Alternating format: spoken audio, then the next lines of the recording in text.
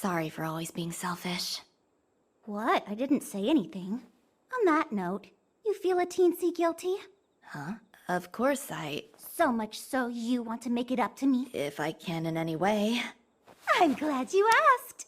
You are going to be accompanying me to a special event tonight. Huh? As luck would have it, we're the only ones free this evening. Oh, we're gonna have fun.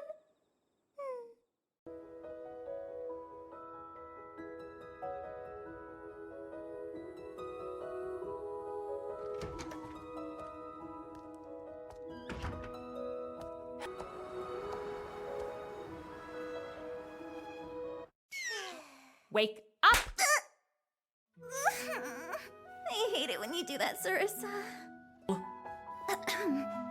Is there something I can help you with? I see. Everything reported here does appear rather promising, so perhaps he will be next in line. It's really anyone's guess now. Are you overall, you having a good day so far? I know it's the middle of the week. Yeah, no, so far so good. It's been kind of jam-packed. I've had work pretty much every single day this week, and it's just been a little bit on the busier side, which is very nice. Like as an actor, you don't always have a busy season, so when you do, you have to relish in that a little bit and just enjoy it. Well, it comes with a job, right? Yeah. Yeah, Oh, I mean, certainly it does.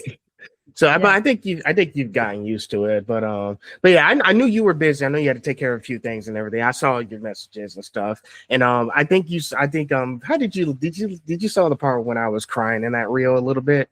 Yeah. Oh my gosh, so powerful. Mm. I'm excited to I guess dive deep into the questions and whatnot. So Okay, I just couldn't hold back the tears. Okay, what? mean, You know because what?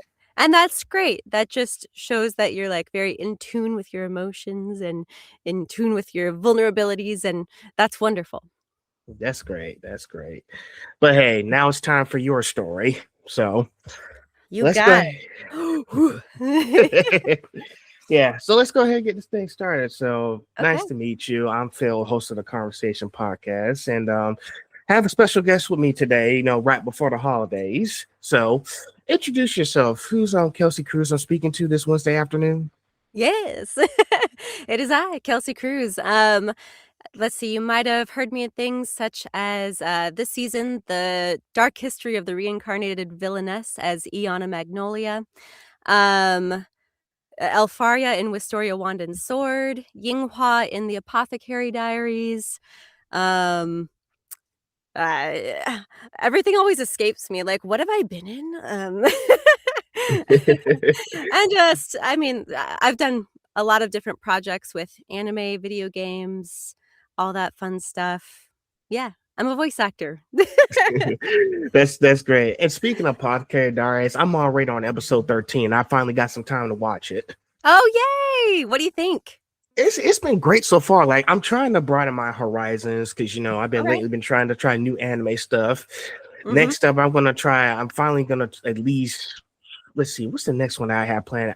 Fairman's Journey's End. That's the next one I need to watch. Because if you saw, Yeah. because I think when you saw my Instagram, I did meet Mallory Rodak. Yes, I love Mallory. Mallory's so fun. So I was like, listen, when I was at GameStop right before she came to my hometown, I'm in Savannah, Georgia. Oh, okay. So she came to my hometown. And I was like, I was in GameStop trying to get the Deku and Shigaraki pops from season 7. I was like, I might as well get that friend ram pop since it's buy 2, get 1 free. Yeah. And I was like, did you get 2? Yeah, I got Deku and Shigaraki when I pre-ordered them for GameStop. Nice. So I was like, let me go ahead and get this friend ram one because Mallory's going to be in my hometown, so I might as well get it and get it signed. Yeah. Well, good. So you got to meet her, and then I'm assuming you got it signed then. Yes. And I was like, okay, now I got to watch the show. I mean, yeah, if you own a piece of merch, it's probably time you watch the show. I know. So I was like, so I need to add that to my watch list for the holidays. I got a huge watch list, and then I'm trying to watch Vigilantes over again before season 2 comes up. All right. Because I already spoke to Jack last month. Oh, gotcha. Very cool. I love Yeah, that. Jack is amazing, great person. Yeah, he seems like I haven't had the chance to meet him at all, but yeah, I from what I've heard, he's done a great job and is a super sweet guy. Hey, you might meet him next year. I mean, 2026 is possible. Yeah, I never know. I don't There know. you go. So now, before we get into this, let's do a little bit of an icebreaker. Sure, let's do it. So I see some of your previous photos where you've dyed your hair multiple times. It was Yeah. rainbow color, then was pink, then was blue. I need to ask you one little question, and, Okay. and I don't know, you might do this in the future or something. Do you ever think of having a contest against Kaylee Mills, who dyes her hair? Oh gosh. I don't know about a contest because I'm pretty sure Kaylee would win every single time. Her hair Mm, is just like magical.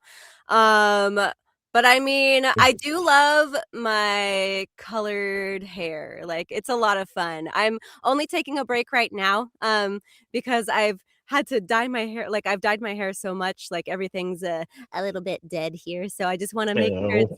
stays healthy and nice. So we're just taking a little break. Okay. The colors will be Hey. back. Okay. But overall, it's I don't know if it's possible or something. If it could happen, Yeah.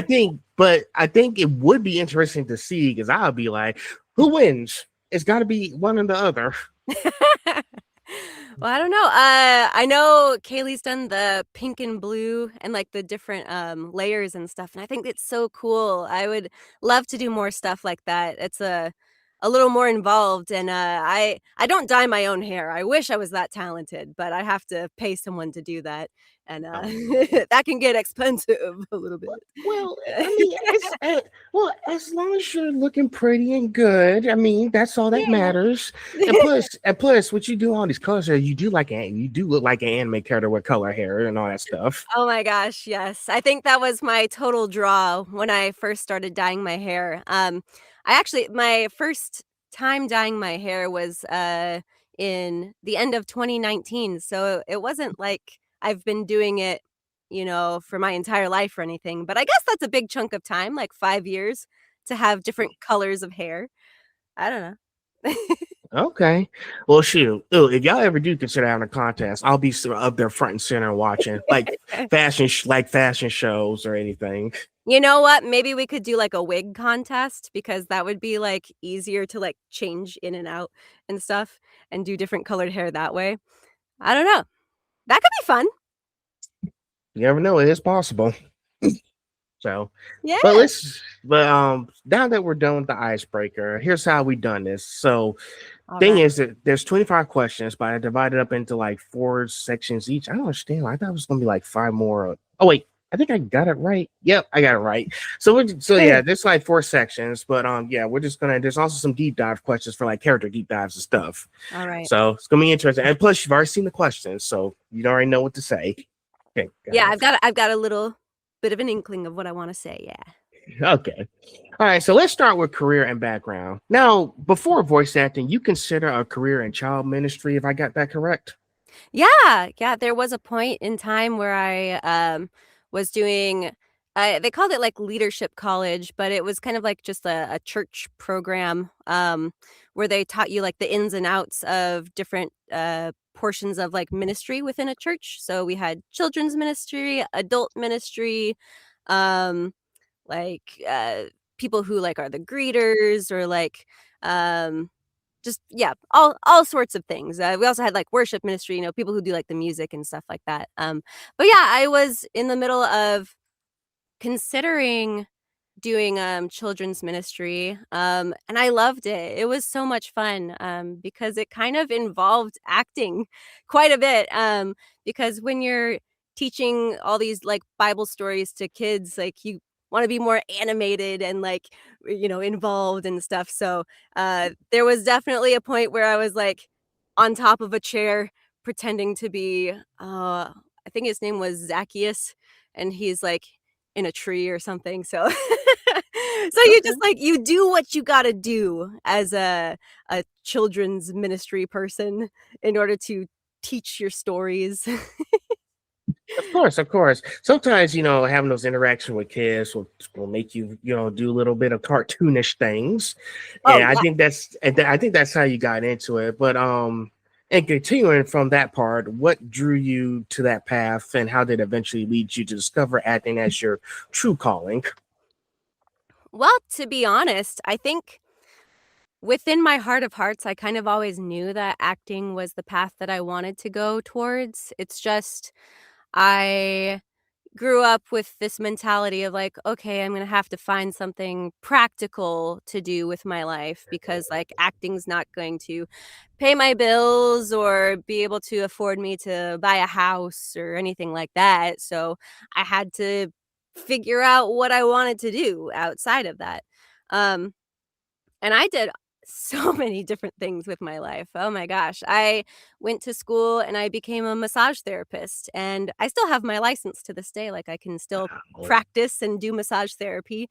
Um, and I was in marketing. I was in retail. I was in food service. And then just eventually I was like, I don't know, maybe, something that's like close to acting, but also like includes my faith, and which is like very important to me. Like I loved being able to like volunteer with like my church and stuff with the kids. So I was like, you know what? Maybe I want to be more involved, and maybe this would be a way for me to like use acting and pair it with my faith and be able to teach kids, which is something that I hold dear to myself. I really enjoy teaching youth. So that's what led me into that, and I saw that my church had this program where I could learn about the ministry, so I decided to hop on in. But while I was in there was just, like, something that spoke to me, and I believe with my faith, my belief, it was the Holy Spirit that was speaking to me, and I was just like, "You know what? I I think I really, like, am an actor." I just got really real with myself, like, "I think I'm an actor, and I think I wanna actually do this and pursue this, like, real and full time." So, I knew about this school in Los Angeles. It's called Azusa Pacific University, and they have a Bachelor of Fine Arts program for acting for stage and screen, and I was like, "You know what? I'm just gonna apply and see what happens. I don't know. We'll see what happens." So I applied. I sent my little like audition video, and they were like, "Awesome, we like you. So we're gonna have you for a callback out here in Los Angeles." And I was like, "Oh gosh, I live in Seattle, so I guess that means I'm gonna have to fly down to LA to do this callback or whatever." So I started, preparing a monologue and a song and stuff that they wanted for this callback, and, I got there, and I just felt, like, so at peace when I was there. I was like, "D I know this is what I'm meant to do." So I got there, I met the teachers, I did my callback, and I got great feedback from them, and, a few months later, I got my acceptance letter into Azusa Pacific University, and I was just like I was crying, I was a mess, because I was so excited, so then I ended up going to college to get my degree in acting, um, but at that point, I didn't know I wanted to be a voice actor. Literally, I was just there to become an actor in any and all capacities. And uh, as weird as it sounds, like voice acting never really even crossed my mind. Like it didn't even like make sense to me that that was a job. I was just like actor, stage, film. That's it. So at that point I that wasn't even on my radar as far as like what I could do as an actor. Um to get me to the part where I was considering voice acting, that would take me to after I was done with school and, um, I had met this actress named Lauren Mayfield at a friend of a friend's wedding. So, like, we didn't even know each other. We just met at this rando table at this wedding. And she was like, "Yeah, I'm a voice actor." I was like, "Voice actor?" Okay. Um, and how's that going? How's that going for you? She's like, "Oh my gosh, it's great. I love it." And she got me like set up with all these different classes, and I was living in LA at the time, so I took a class with Bang Zoom in 2018, and it was just like love at first sight. I was like, "Oh my gosh, like, I think this is the exact acting I was meant to do," because I am l like, it may not seem like it, but I'm definitely an introvert. I like my little alone space, my coffee time with my cats, and just my husband sitting next to me, and we're just, like, playing our little games and, Yeah. being in our own little world and stuff. Um, so, I mean, I still love to act for doing film and stage. I don't do that much anymore, um but when I found out that voice acting was an actual job, I was like, "I think that's something that I might want to do." Like, once I took that class, I was like I wasn't convinced completely, but I was like, "Okay, maybe that's something, like, I can add to my repertoire of acting or something." So I took classes every now and again, but it wasn't until, like, 2020 when everything literally shut Oh, down. yep, COVID. Yep. So with COVID, that's when I was like, "Well, I have nothing else to do with my life. So I guess voice acting it is." I did audiobooks as my first like big gig. Um, and then from there, I was introduced by a colleague named June Yoon to the Twitter sphere of voice acting Twitter, and from there, it just kind of, like, snowballed. I kept, like, just meeting people, and that's actually how I met my now husband, Jordan Dash Cruz. Yeah. Um, yeah, and, he's the one that was like, "Hey, you should do anime." And I was like, "Oh, okay. I'll give it a try. Sounds like fun." Um, and yeah, he gave my name to a director. I got an audition, and then my first thing was Walla and Bits in One Piece, and the rest is history. Mhm. Well, you got to start somewhere, and it's nice. That's like a really big story because I know, like, you have so many, like, challenges ahead to you when you want to start doing the voice acting thing. You know, Yeah, because I've seen so many people who would like to like start out. Well, let me tell you a little something about me. yeah. I graduated from Flagler College 2 years ago, 2023, St. Augustine, Florida. So that Okay. was like right. That was like 2 years right before I met you. Um, I my first major was actually sports management. Oh, It was really? yes, but I started to grift away from it because I started to like pivot because that's not really what I wanted to do as far as what I Mhm. want to do for my career and all that stuff. Like now, but probably because they were talking about maybe doing sports management like video games and esports, Right. but that's what's the kind of my thing. I had to do something that's going to make me happy. So I had to go back to where it all started for me. Like I like talking to people. I like doing like writing down stuff, doing journalism. So I Mhm. switched to media production and journalism, and I graduated with that instead. Because Wow. so I had to go back and think how it all started. I mean, listen, when I was a kid, I was born in 2000. I think a couple of years later, I think my whole love for pop culture in general started with Batman the animated series, and Ooh, then yes. I and love that series. you know, oh, rest in peace, Kevin Conroy. Mhm. Um, then later, I think like in 2006, my love for anime started with Sonic X and Dragon Ball Z, and that's where it Yes. started going on years ahead. So I think for us as individuals, we have to figure out what is it going to make us feel successful in life. What are our special like advantages, disadvantages, strengths, weaknesses? Because I know because one time you did mention that you did mention that you did the children's ministry and you were like basically that's when your whole acting, because you like acting around with kids, Yeah, goofing off. I think that's how it all kicked in for you. And you mentioned about something about being introvert and all that stuff. yeah, Yes, because listen, I'm an introvert too, but thing is, I'm trying my best to go out and meet and talk to more people. My parents have been trying to get yeah. me to go out the house, go like listen. Every Friday, I like to venture out of the house for a bit and Good, try yeah. to talk to more people. And now you see me going to these conventions and find more people to interact with. And now that's how like this year this whole podcast came across me, because I was like, if I can't get to these people in like different states or something or countries, maybe I can just bring them online on meetings and just do that. Yes. Oh, I love that.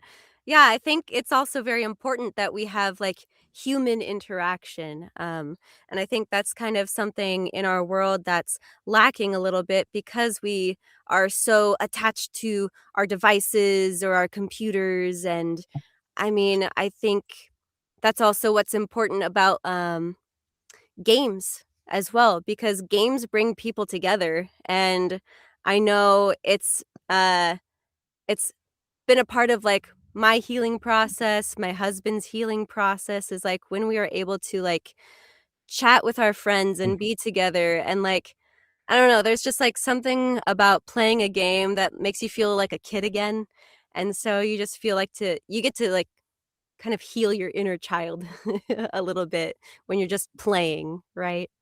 Oh yeah, of course. And it's like, sometimes it's like we have to figure out how exactly, okay, look, I just want to be alone for a few days, but afterwards, like trust me, peace and quiet is nice after a Yeah. long week. But you still want to try to get out there and make as many connections as possible. Yeah.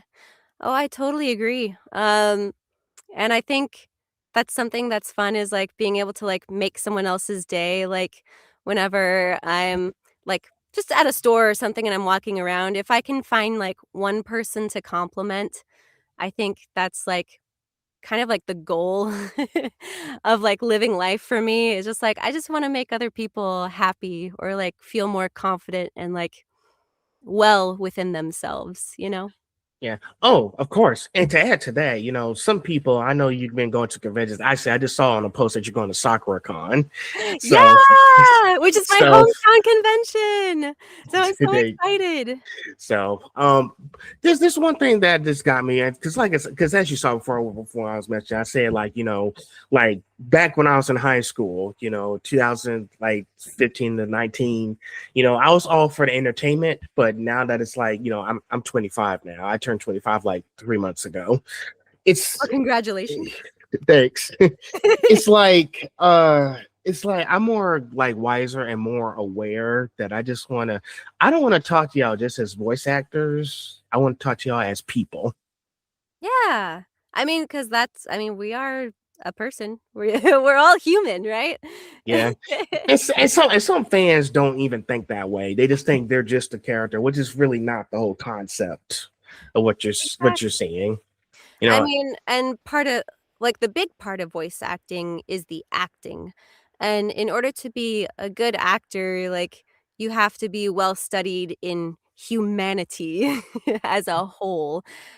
So it does require like actually living life and being a human through our ups and downs, our faults and our victories and everything in between. Mhm. Of course. Yeah, we got to keep doing those kind of keep having those conversations. That's how it's gonna make us feel better. Yeah. I So, totally agree. so Well, hit me with a question, sir. yeah, I know that was a long question, one, but it's good because we need to talk about those things. Yeah. Um, let's see, number two. How has your background in theater and acting shaped the way you approach voice work? The way I approach it, I mean, I think it gives you like the solid foundation. Like that's a major thing to have. Like as an actor, like having that theater training, film training, all that, it helps you to keep in mind kind of these basic things. From an improv class, I remember it as CROW, which is character, relationship, objective, and where. And all these things will inform you of like how to portray your character. And it also reminds me to just like think about like what your motivation is as this character, and reminding yourself like it's never going to be perfect, because as humans we're flawed. So there's no such thing in my mind as a perfect performance. Like maybe we can get like close to it, but it's always going to have like some little flaws in it, and that's what makes it so great, is because of that humanity and because we're able to connect through those flaws. um so I try not to judge myself as an actor, because it's really it's really easy to be so judgmental of your own performances, and to think like, it wasn't that good, or maybe I could have done it this way or that way. But this is the performance you gave. And so this is what it's going to be. And you just have to accept it as that. Um, so it's allowed me with that training to play with that, and also to have so many instances now where I've been able to play to remember like, hey, it's okay if it's not perfect, because it's never gonna be. No, it's not. You know, and I like that you said all that. Listen, when I talked to Jack last month, one thing that he told me that caught my attention was, comparison is the thief of joy. Yes. Oh, it truly is. And I mean, I've definitely caught myself in those moments where I've been like, man, I wish I could have like this character in my repertoire. Like I wish I could have been this character. But like you can't, like you were saying, you can't compare yourself. Everybody's journey is going to be so completely different. And everything is within its own time. Like I'm 35 now, and it's been a really, up and down journey for me, because I didn't even know that I wanted to be a voice actor until I turned 30 years old. So, I just want to encourage everybody who doesn't feel like you have life figured out, like that's okay. It's really okay to like just dip your toes into things, like give it a try, like don't be afraid to fail.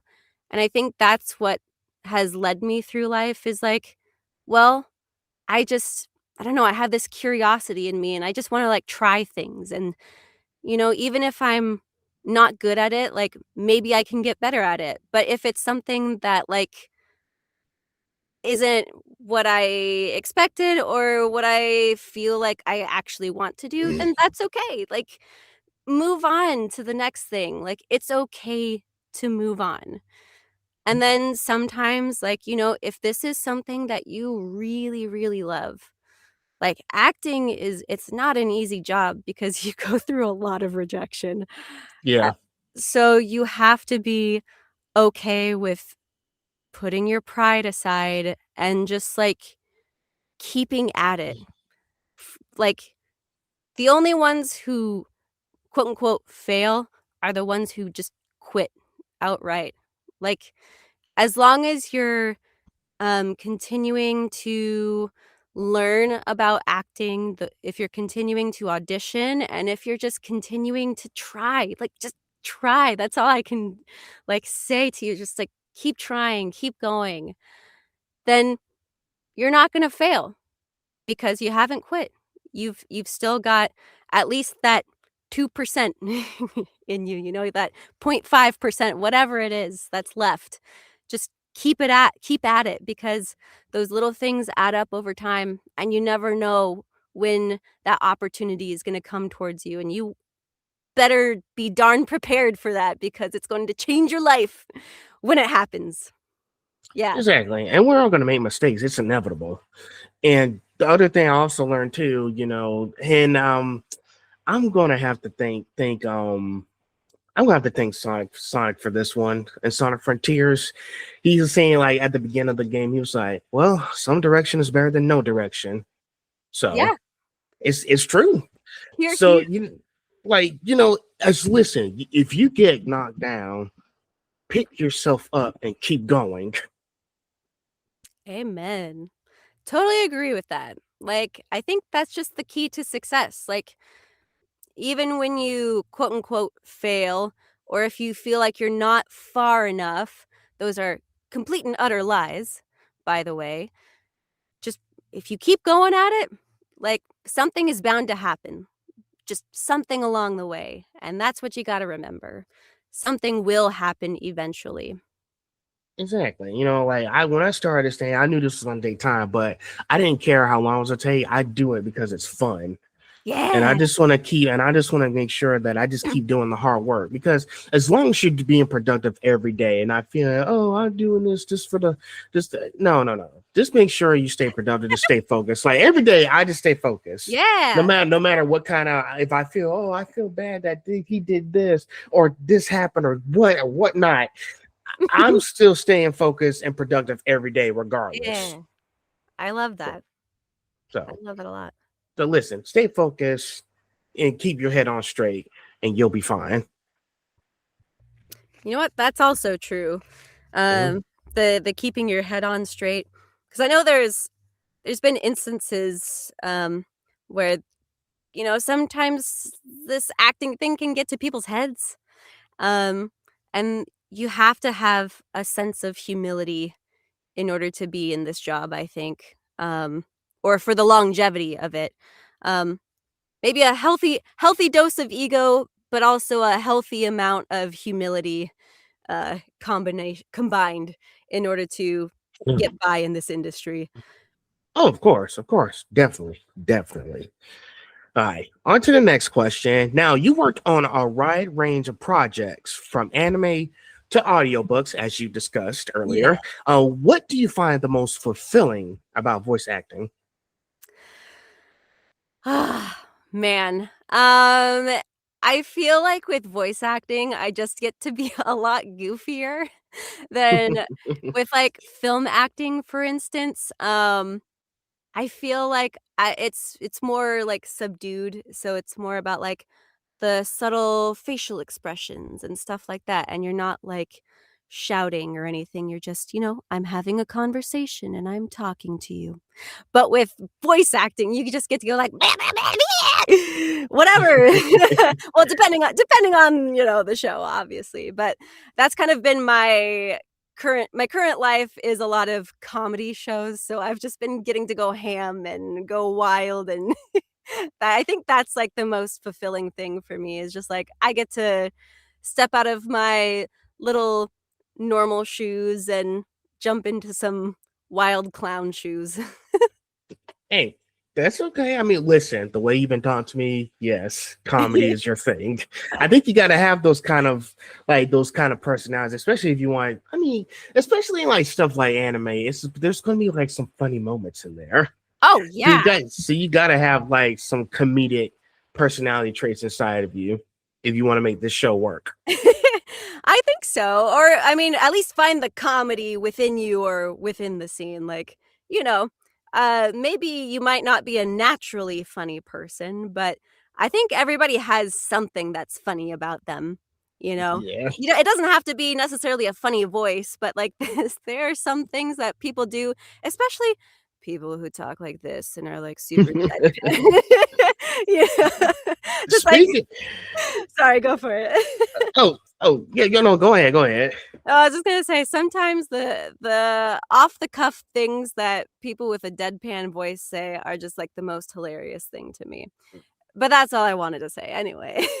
Oh, it's kind of funny because I've been watching some TV ads, and I was actually watching Disney Plus last night. I was watching Marvel's Guardians of the Galaxy the anime TV show with Fun. Wilfredo Trevor Duvall.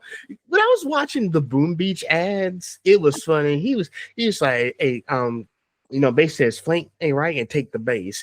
And then I just couldn't help but watch the ads because I was like, I had to put like little memes saying, when you transition to next class and the last class tells you there's going to be a test. Yeah. And then he was like, you guys are flanking up the right side? We just flanked up the right side. That's like, how did it go? Good, good, not great. They do have a flamethrower. You say, I was like, did you take it out? Oh, nah. Yeah. But you guys will probably be fine. Yeah. All right, let's do this. Those ads crack me up still. I know that came out back then in like 2013. I know Boom Beach is still going, but I tell you, those advertisers, they gotta add some very funny comedic purposes. Yes.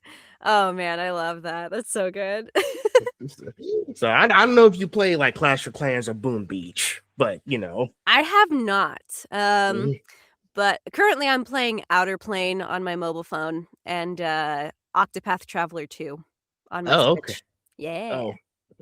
Oh, wait. This one that popped up in my head. Clash of Clans with Hog Rider. Hog Rider is so stupid.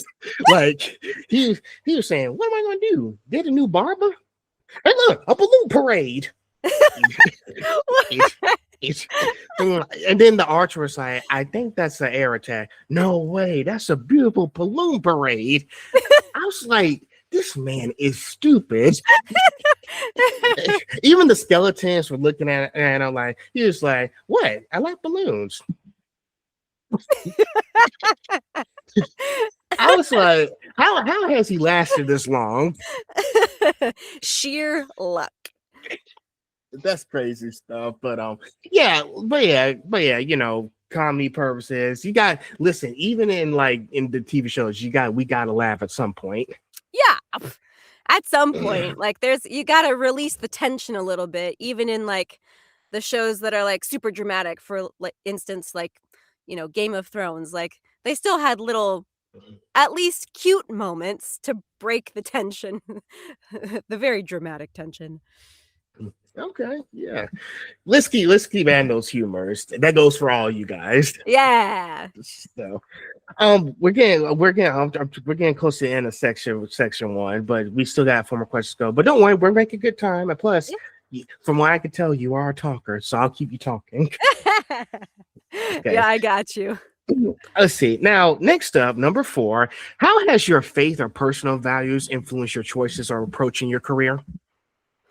Yeah, I mean, it influences a lot, especially with I think the way that I, try and treat people. It's not always easy. Yeah, I know when you some days you're like, oh my gosh, like for instance, if you're like in traffic and someone cuts you off, it's like, all right, I just have to take a little deep breath and just Yeah. say, it's fine. Get to your destination and be well. It's funny that you mentioned that because a car cut me off yesterday while I was trying to get to work. I'm sorry. That's always the worst. And Yeah. I just have to breathe and be like, you know what? I'm alive and that's what matters. Mm-hmm. So I think like with my faith specifically, it also informs me as to like what types of roles or types of shows that I want to take on. So I've kind of like um skipped over a lot of like the NSFW type of shows and stuff like that. And I mean, I'll still play like cute fun girls every now and again. That I mean, like sure, maybe there's like a panty shot, but it's like it passes by so quickly that it's like, it's whatever. It's part of the comedy of the show. So yeah. Okay. Yeah, gotta have those kind of like, comedy stuff. Like this goes back to what I'm saying, comedy. But yeah, you have like sometimes when you do something, you just, it feels like you have all of these tough choices to make. And Yeah. listen, it like I said, in the Telltale games, this story is based on the choices you make. The game stories Yeah. tell about how you play. So listen, the choices you make in like these shows or anything is how it's going to affect you these next few days to come. Yeah, absolutely.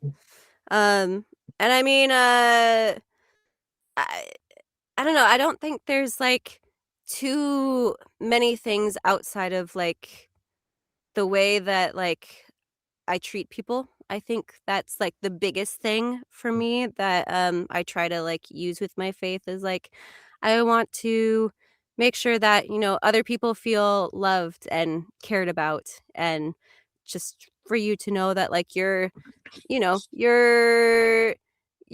worthy of being loved and all that. And I think that's very important. Always treat people with love and kindness, no matter what. Yeah. Of And course. I think that's the biggest thing, and we need more of that. I be getting so many spams and all that stuff. Like, listen, when I was playing Gears 5, I was playing on my Xbox. This dude decided to call me names when I was just playing the game. Ugh. And I was like, hey, so listen, I clapped back on him because when he couldn't take it, he kind of blocked me. And I was like, that's fine. I'm going back to my game. Because one thing he did say that caught my attention, he was saying like, girls will never go out with you. And I was like, where is this coming from? Yeah, So, whoa, that's but here's one thing though. He was stupid because he lives in his mom's basement. So here's the thing. He didn't like that I clapped back because I was like, okay, listen, if y'all come at me, I bring receipt, eat. So here's what I did. I had pictures for him with all the places I've been to. I was like, look in the mirror. Now look at me. Look in the mirror. Now look at me. Look in the mirror. Now look at me. Yeah. Who you think's winning here?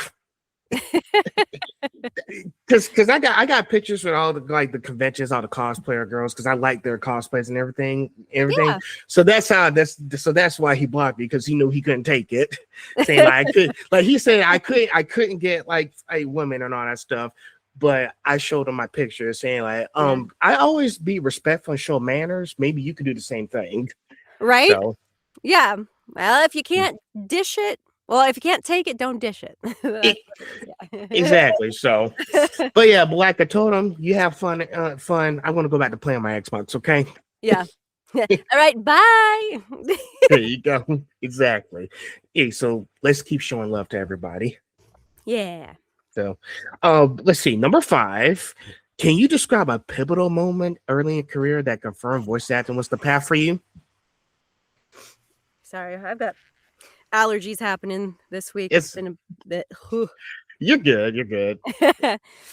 Sorry, could you repeat the question real quick? Yeah, that's what I was about to say. Can you want me to repeat it for you? Yes, please. Yeah. Can you describe a pivotal moment early in your career that confirmed voice acting was the path for you? I mean, it had to be that Bang Zoom class, I think, because it was a practical. Like we actually got to do like dub over a scene from I think for me it was from Sword Art Online that I got to dub over, and it was, I think, Asuna. Is that the character name? Asuna? Yes, Asuna. Yeah, Asuna. And when I saw like the video but with my voice through the character, I was like, oh my gosh. Like everything just like clicked. I was like, this is it. This is it for me. Yeah. Okay.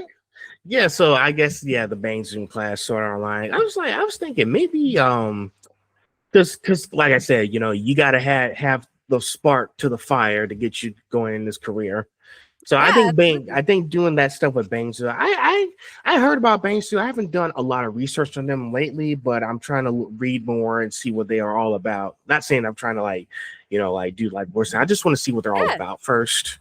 So they're like they do a bunch of different things. They do like video games, anime, and I think they do animation as well. So they're kind of like in a lot of different things.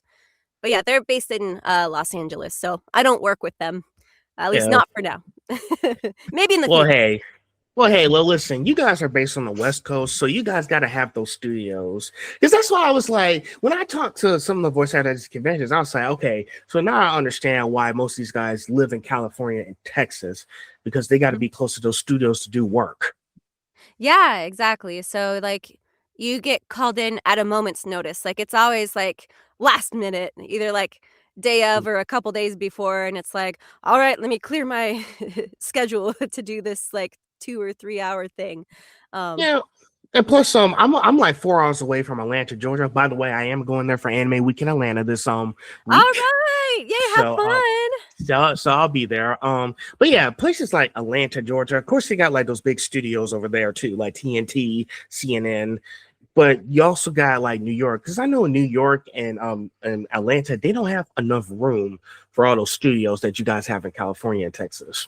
Yeah, yeah, So yeah. I think it's just the lay of the land and the space they have in that state. So, but hey, even though you know, I'm close to Atlanta, you guys still come to Georgia to Atlanta because they got big stuff down there too. They sure do. I don't know if we're coming there anytime soon, but we were Mhm. semi close. We were in, I think, Alabama like a month or two ago, something like Yeah. that. So yeah, I'm not too concerned about it. If I get to California, I get to California my own time. I'm in no rush here. Listen, I just finished my cybersecurity program. I'm trying to find jobs right now. Yeah. Oh, that's great. Cybersecurity is so needed. So go you. Yes. Yeah. I just figure I got so used to working with computers that I was like, you know, this does pay a lot of good money. So I just thought, you know, I had to go back to school because I knew like with media these days, it's kind of limited. Yeah. So I have to figure out, okay, so let's do something else. Like, what can I do in the meantime until something else comes up? I love that. Yeah. That's kind of what I So was talking about. It's like, like just try something and then you never know. You might actually like it. And then you start doing it for a job. it's it's exactly, you know, and like I said before, I know voice acting is not all you guys do. You guys have other jobs besides voice acting because you know some people have like you guys like okay, I'll give you an example like John Swahey who does All for One in My Hero Academia. He has Mhm. a 9 to 5 job. Oh, he does? What? I Yeah. didn't know that. So that's what I'm saying. Like you guys, y'all got other careers and other stuff besides voice acting. You know, now voice acting could be is a job. It is, Yeah. but you guys got other stuff to do until something else comes up.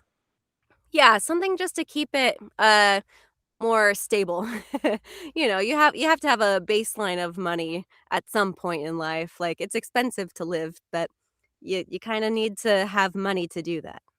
Exactly. So, So yeah, I think I'm doing the right thing. I went back to school. Certificates should be coming in the mail soon. ooh, So all right. can't Probably can't wait. display Yeah, I'm definitely going to display that. it. But let's hurry up and finish section one because this time because section two is going to be your deep dives. Ooh, Okay, all right. so I think you're gonna like this one because you guys just got married. And listen, I didn't know you guys are twins before, so my mistake if I'm knowing you now in 2025. No, you're But good. so, so what's it like being part of a voice acting couple with Jordan Dash Cruz? And listen, I've seen a lot of voice actor couples. Listen, even when it's voice acting, it's still love at first sight, you know, because Yeah. you know we just saw Emily Eves and David Matrai get engaged 2 weeks ago. Ah, yes, So so cute. that's so yeah. Even in voice acting, there's still love is a regular thing. It is. Um, how do you support and challenge each other creatively? You know, um, we definitely have to support each other, especially through the quiet or the slow times. Because I mean, and thankfully, there hasn't been too many times where we're both on a slow season. But there are times where it's like, oh my gosh, like Jordan, I don't know if I'm gonna work again. Did you think this was good? Like, did you like my performance? What did you think? Was it okay? And he's like, Kelsey, that was great. That was really funny. I really loved it. You did a great job. Also, he'll listen to my auditions like when I ask him to. Which when you're an actor like can sometimes get like annoying because it's like, again, don't you know you're good? All right, I'll listen. um but yeah, we definitely like support each other and like giving each other, I think, those like kudos and props because you don't always get to hear that, and it's definitely important to be able to like, make sure that you're comfortable within yourself and give yourself your own props. That is very important to do. But it is a nice like supplement to have someone else support you and be like, "Hey, no, you did a good job." And it's really nice to hear that. Because you don't always get to hear that, you know? Yeah, Yeah, of course. And listen, you gotta have people support each other, like have support systems. Because I've seen so many, like ever since 2024, when I started like doing like more research on like conventions and researching you guys now, because I really wanted to have those like one-on-one conversations. I've seen so many voice actors like they start getting be part of these voice actor couples. And now, when I left Bowman City, I realized that Elizabeth Maxwell and Jason I don't know how to pronounce his last name. Maybe he can teach me when I come back. Jason Lebet they're dating now. So I've seen so many voice actor couples who get together and realize, hey, we can do amazing things together. We just work together through these times and everything. And I think that's I think that's a really nice thing to have. We have like, hold on, I'm trying to figure out how to word this right. We've have these people who like go to like conventions together, which makes it even more enticing. Like one can't live without one can't live without the other. Well, especially like now that we're married, it's like, you know, the point of marriage is like you kind of become one person in a sense. So I think it's kind of awesome that we get to do this job together. Um I mean, one of the funniest things is that we play brother and sister in a show. But I don't know if you've heard of MF Ghost. It's the sequel to Initial D. But I have not, but do you recommend it to me? if you like cars, it's a fun car show. Okay, okay. So I mean, it's fine. It's a fine show. I'm not knocking it. Don't knock it till you try it. Maybe you like racing shows. Racing shows aren't necessarily my cup of tea, but it's fun because we get to do all this like banter inside the booth. So it's like we get out, like if we had a frustrating day, or it's like, oh, he didn't put the dishes away. I got to basically take out my frustrations at his character in the booth because we get to call each other like idiots and stuff like that. So Oh God. Oh, so that's always Satan. fun. Oh my, oh my gosh. Well, Yeah. I was about to say, don't go so hard on him now. Oh no. No. No, we're very loving and supportive in real life of each other. It's just kind of I think it's just a silly fun fact that we get to play brother and sister in a show. So that's for your fun trivia knowledge. Very interesting. Well, Yeah. hey, I've been seeing some of your stuff. You guys are still doing amazing things today. So I say just always be there for each other and keep doing what y'all doing. Amen. Will do. So, all right, last question, and then we'll be at the character deep dives. I know this has been a long section one, but it's a good section one. Yeah, this has been great. So, how do you balance your? Oh, hold on. Let me wait for a second. Sorry. It's all right. How do you balance your personal life with the demands of a career that can involve irregular hours and tight deadlines? As I just witnessed that yesterday when you had to reschedule. Yes. Oh my gosh. Well, I keep a normal job on the weekends and keep most of my weekdays open. So that's how I've been able to balance it. Because otherwise, like, it's really hard to like actually schedule things. But for the most part, they'll like with Crunchyroll, they'll schedule us like in the daytime, like normal business hours, like 10 to 6 or something like that. Sometimes they'll have you come in for late night sessions, which has been the case recently because we've got the holidays coming up, so everybody's trying to get all the shows done and stuff before we Oh yeah, of have like course. 2 weeks of break and nothing. Um, so I mean, it's a little interesting trying to balance regular real life, because you never know when something's gonna pop up. Um, but I also try to um, like if I have something that's like super duper important, like unable to like reschedule, I will do my best to like try and see if I can get a different time for like a scheduled session or something like that. Um, but like most of the time, like especially with like this time of season, it's like there's really not any other time for them to change it to, Yeah. unfortunately. Yeah, it's just like, I don't know, you just have to roll with the punches and do your best to be, like, gracious and ask for forgiveness when possible. Of course. Hey, listen, like I said before, Kelsey, I'm a patient man. So when I was trying to get Yes, you, you are. when we were trying to get you on board, I told him like, hey, it's okay because like I told you yesterday, I had to, take care of my mom's business because she was out of town in Florida. So Right. I had to make sure the kids were okay. Yeah. So. So I was just doing my thing, everything, and yes, last night she said she appreciates me a lot because when she came back, I told her no. And my Lynch, I said no. Take your ass home and rest. Mhm. That's So, right. so Yeah.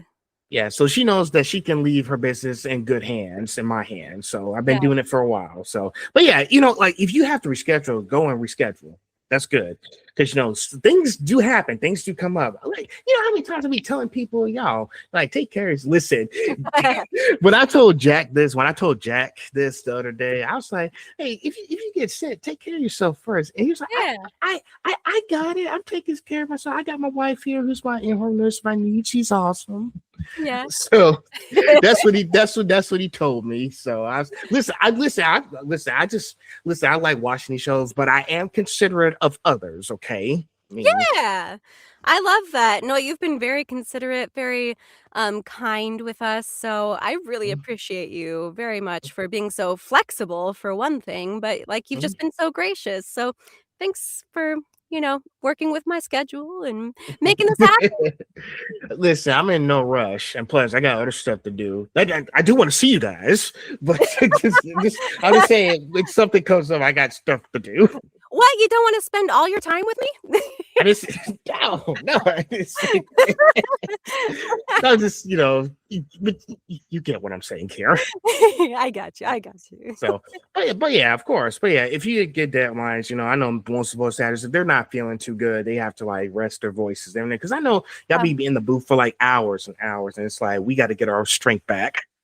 Yeah, exactly, that's true, and that's been something I've been dealing with, exactly, like, over the last, like, week and a half, like, my allergies have been just, like, through the roof, it's just been so terrible, so there have been times where I've had to, like, reschedule, like, if I'm really just, like, I can't get past it, there's no way that I can, sound like my character. I'm doing a lot better right now, so that's great, but, there are times where you have to, like, just put aside your pride and be like, "I'm sorry, can I reschedule?" And you feel so bad about it because, everything's, like, on a tight deadline and stuff, but the schedulers found a way, and they will find a way. Or Well, sometimes they'll have to, like, they'll put a stand-in for you for an episode, and that's okay. You just have to, like, let it be. yeah, of course. And listen, like I said, you got to find common ground. You got to have a mutual relationship with the director and with the deal. Like, after the recording's done, like have one-on-one conversations. That Yeah, works. it does, it does. Um So, So you have to have grace with yourself and, um, just be very kind and be like, "Hey, I'm sorry, I'm not feeling well. Can we reschedule?" And usually they'll take that in a very nice way, as long as you're like kind, kindness will be reciprocated. and be very cordial, very cordial. Yeah. So, all right, now we're done with that long ass section one. Now we're in section Woo! two. We're in section two, character deep dives. All right. So now I know you saw the question. I didn't have like specific character. Well, there are two specific characters out, but we're Mhm. gonna make it work. All Now, which character you voiced has been the most challenging to bring to life, and why? I think probably probably Iana. Just because she's my first main character lead, and so it's been a very precious time for me. So I've been really taking care of this character as much as possible, and with the comedy, like, I try to be very intentional about, like, You know, where can I add a little extra flair in a certain thing? Or like, there are times where I'll have to ask the director, like, hey, can I do this again? Is it okay? Because I just have an idea. So I've been putting a lot of like extra effort into this just because like she's my big baby. Oh, So I think man. that's been, I mean, like, challenging in a fun way, in just that, like, I've been challenging myself to find different ways to approach the comedy and, not make it, like, one note the entire time. Yeah. One thing I will say is this, because I know, like some voice actors, they don't like when they give you these new character roles, they don't have the amount of time to look it over and know who this guy is. They have to specifically like learn on the fly exactly when you have to start recording. Yeah, So, there are definitely, so I imagine probably for, like, same-day dubs, which I've done a couple of those before, where you don't have the Japanese episodes out, so there's no way for you to preview anything, which is, like, it's mhm. crazy. And I think they do that a lot for, like, the bigger shows, so I can only imagine, that's a little bit intimidating and a little scary because you're like, "Oh, man, like, I know this is someone's, like, favorite character, so I hope that I do the best job that I can possibly do without having seen anything or knowing anything about what's going on." Um, so I'm sure that would be, like, a really big challenge, and honestly, I hope that I get to do that at some point. That would be fun, but also scary. Well, hey, it could be both fun and scary. And it's really nice because I know like and I had like because I know like when people like sometimes the Japanese is not out and it's like we're just gonna have to like do what we can Yeah. because most people I'll say this Kelsey I know some of you guys do your research, y'all even read the whole manga Mhm. people like Kira Buckland and I spoke to Kira Buckland and Jack on the same week. So they said that they read the whole manga, so they're all fully in it now. So they know Yeah. exactly what's to be expected. Because Jack is already excited for season two. I'm excited for season two of Vigilantes. Can't wait to Oh, see it. yeah. So I can't so believe it's he. already season 2, like, that's crazy. It's funny that it started in April. And I was like, wait, January? That soon? We haven't. I thought it was gonna Yeah. be late. I thought it was gonna be like in the fall of 2026. I was like, no, it's not. No? Can't. But yeah, they had to read the entire manga first, and that's how he's like. That's how they're all know what they need to do, how to bring the energy into these characters. Because I know when I talked to, I think Rochelle May, because you guys are in Apothecary Diaries together, the same characters. So Yes. she Right. told me that she's not much of a manga reader. But which is fine. I mean, I'm a manga reader because can you help me if I just want to take a little sneak peek of what's going to happen next? Yeah. Like spoilers and all that stuff. I mean, like, I just want to look at it. I just want to look. This is one Yeah. little peek, so I can be like, great. I just want to look. Yeah, I just wanna know a little bit.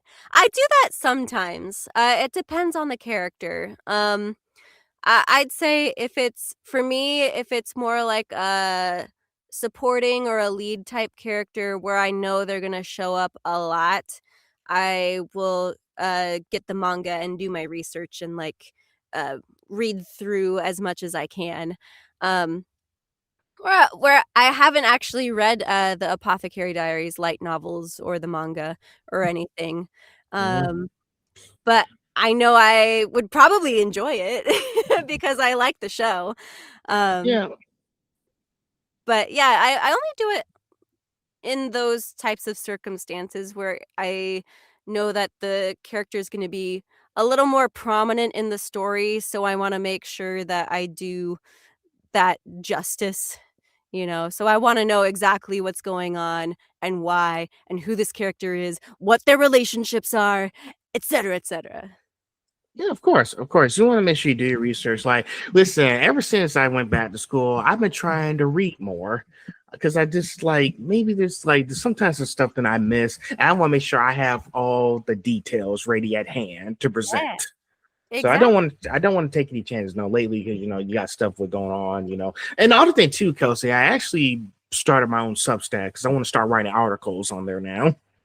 Oh, what's that? I actually don't know what that is. Substack. You never heard of Substack? Okay, so Substack is where independent journalists write their own stories and articles on there. On that stuff. It's Oh, kind of like Instagram, like just posting all that stuff, but you still okay. want to write your own stories about what's going on. Gotcha. Oh, that's Like, interesting. Is it kind of like how we used to have blogs? yes. Cool. Yay, blogs are coming back in style. so so yeah, I don't know if you're a writer, Kelsey, but I know some people that I met, they're writers.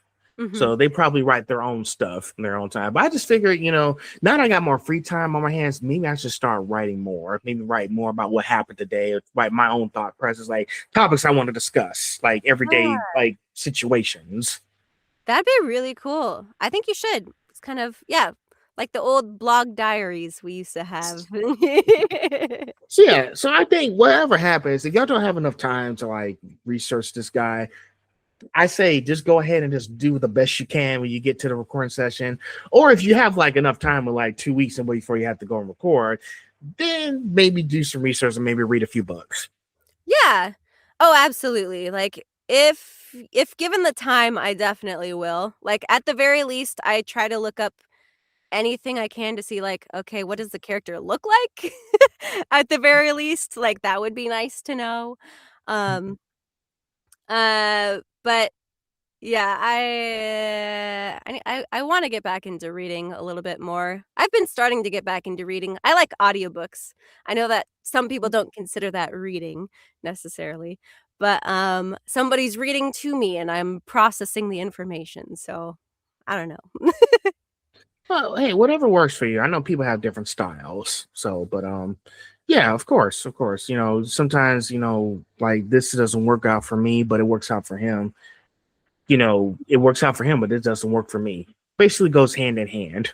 Sure. Would you consider audiobooks reading or no? Yeah, I would consider audiobooks reading because you can actually listen to like what the story's telling. Like, because if you even have like the book in front of you, you can actually listen to the audio while you're reading. So it is reading. Cool. Yay. I totally agree with that. There you go. All right. Oh, next up, number 9. Conversely, which character has been the most fun or rewarding for you, and what made them special? I mean, it's Iana. Everything right now is kind of, like, all about this show because it's, like, my like I said, she's my big baby. Um, and I mean, it's the question is what's, not rewarding about it, but what was the other part of No, the no, yeah, it was saying. I was saying what. Let's see, what has been the most like which character has been the fun? most fun or rewarding for you, and Yeah. what made them special? That was the one.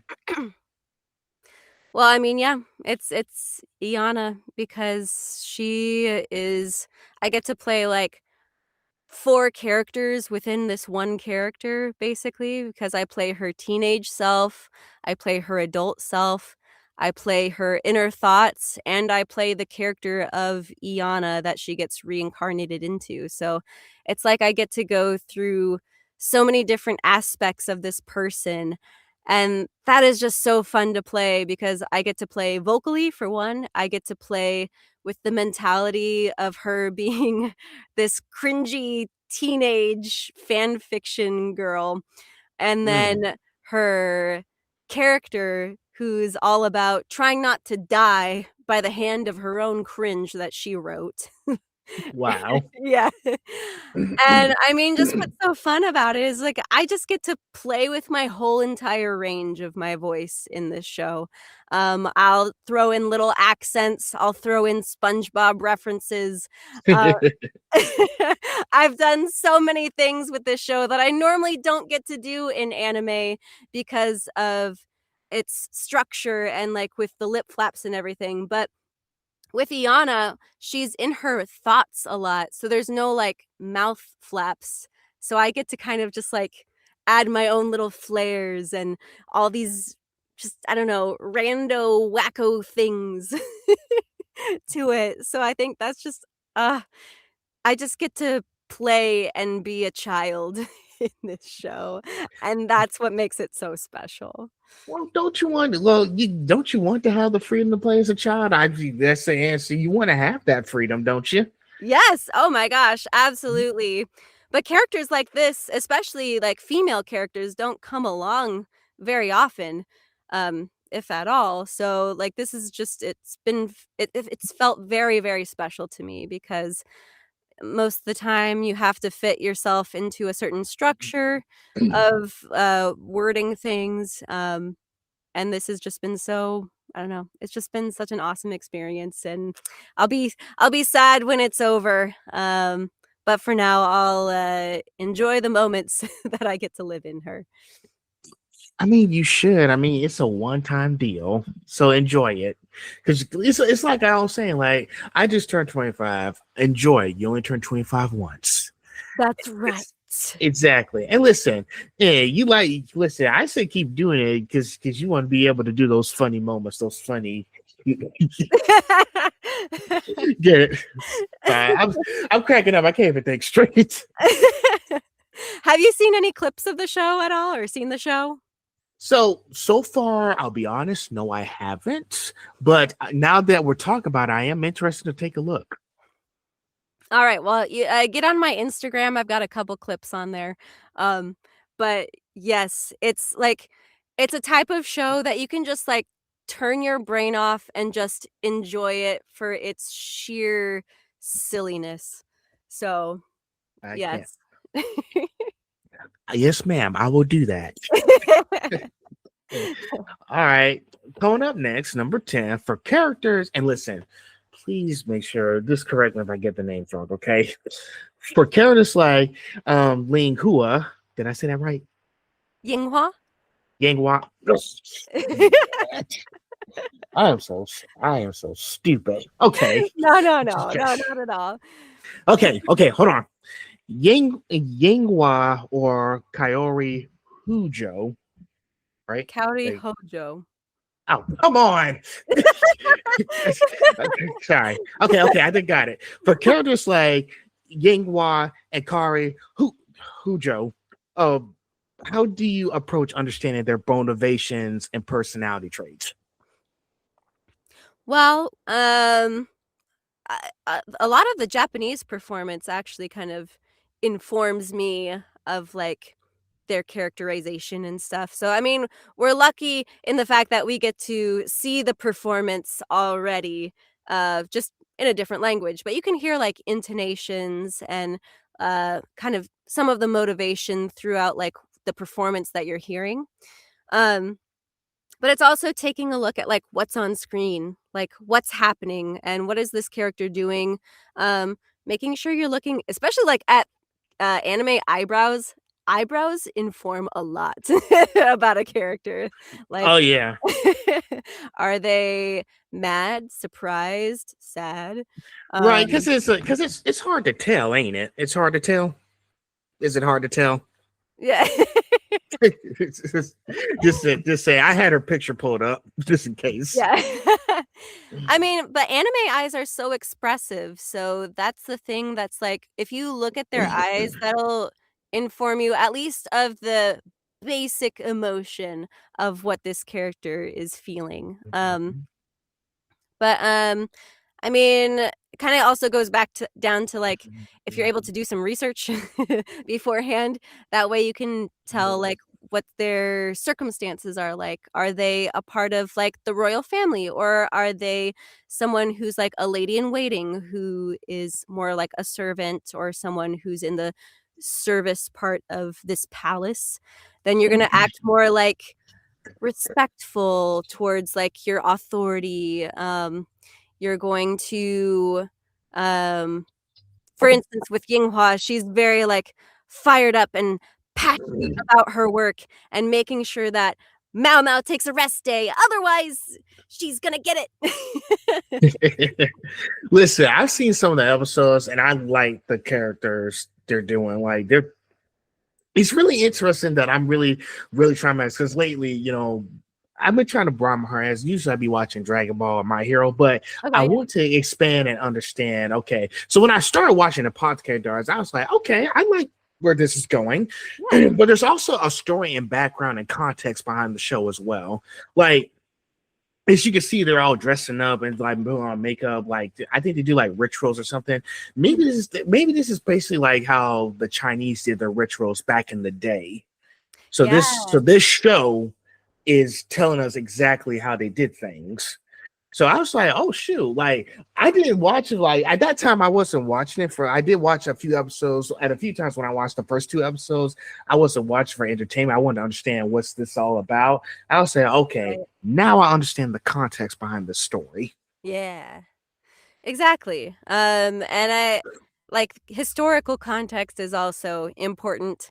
Um, and then also like for fantasy shows, for instance, like maybe you'll put on more of an ethereal air in your voice because it's more like elves and dragons and all these, you know, magical things. So the genre will also kind of inform you of like vocal qualities and stuff like that. Or age of character as well. Right. And and speaking of Mao Mao, I've seen her, she is like really fierce and does a lot of crazy stuff. And I Mhm. was like, okay, maybe I need to stay out of her way for a bit. So, but yeah, like her Ling wait, oh my god, come You on. got this, you got Come this. on. Yinghua. Yinghua. It was very Yinghua. close. Okay.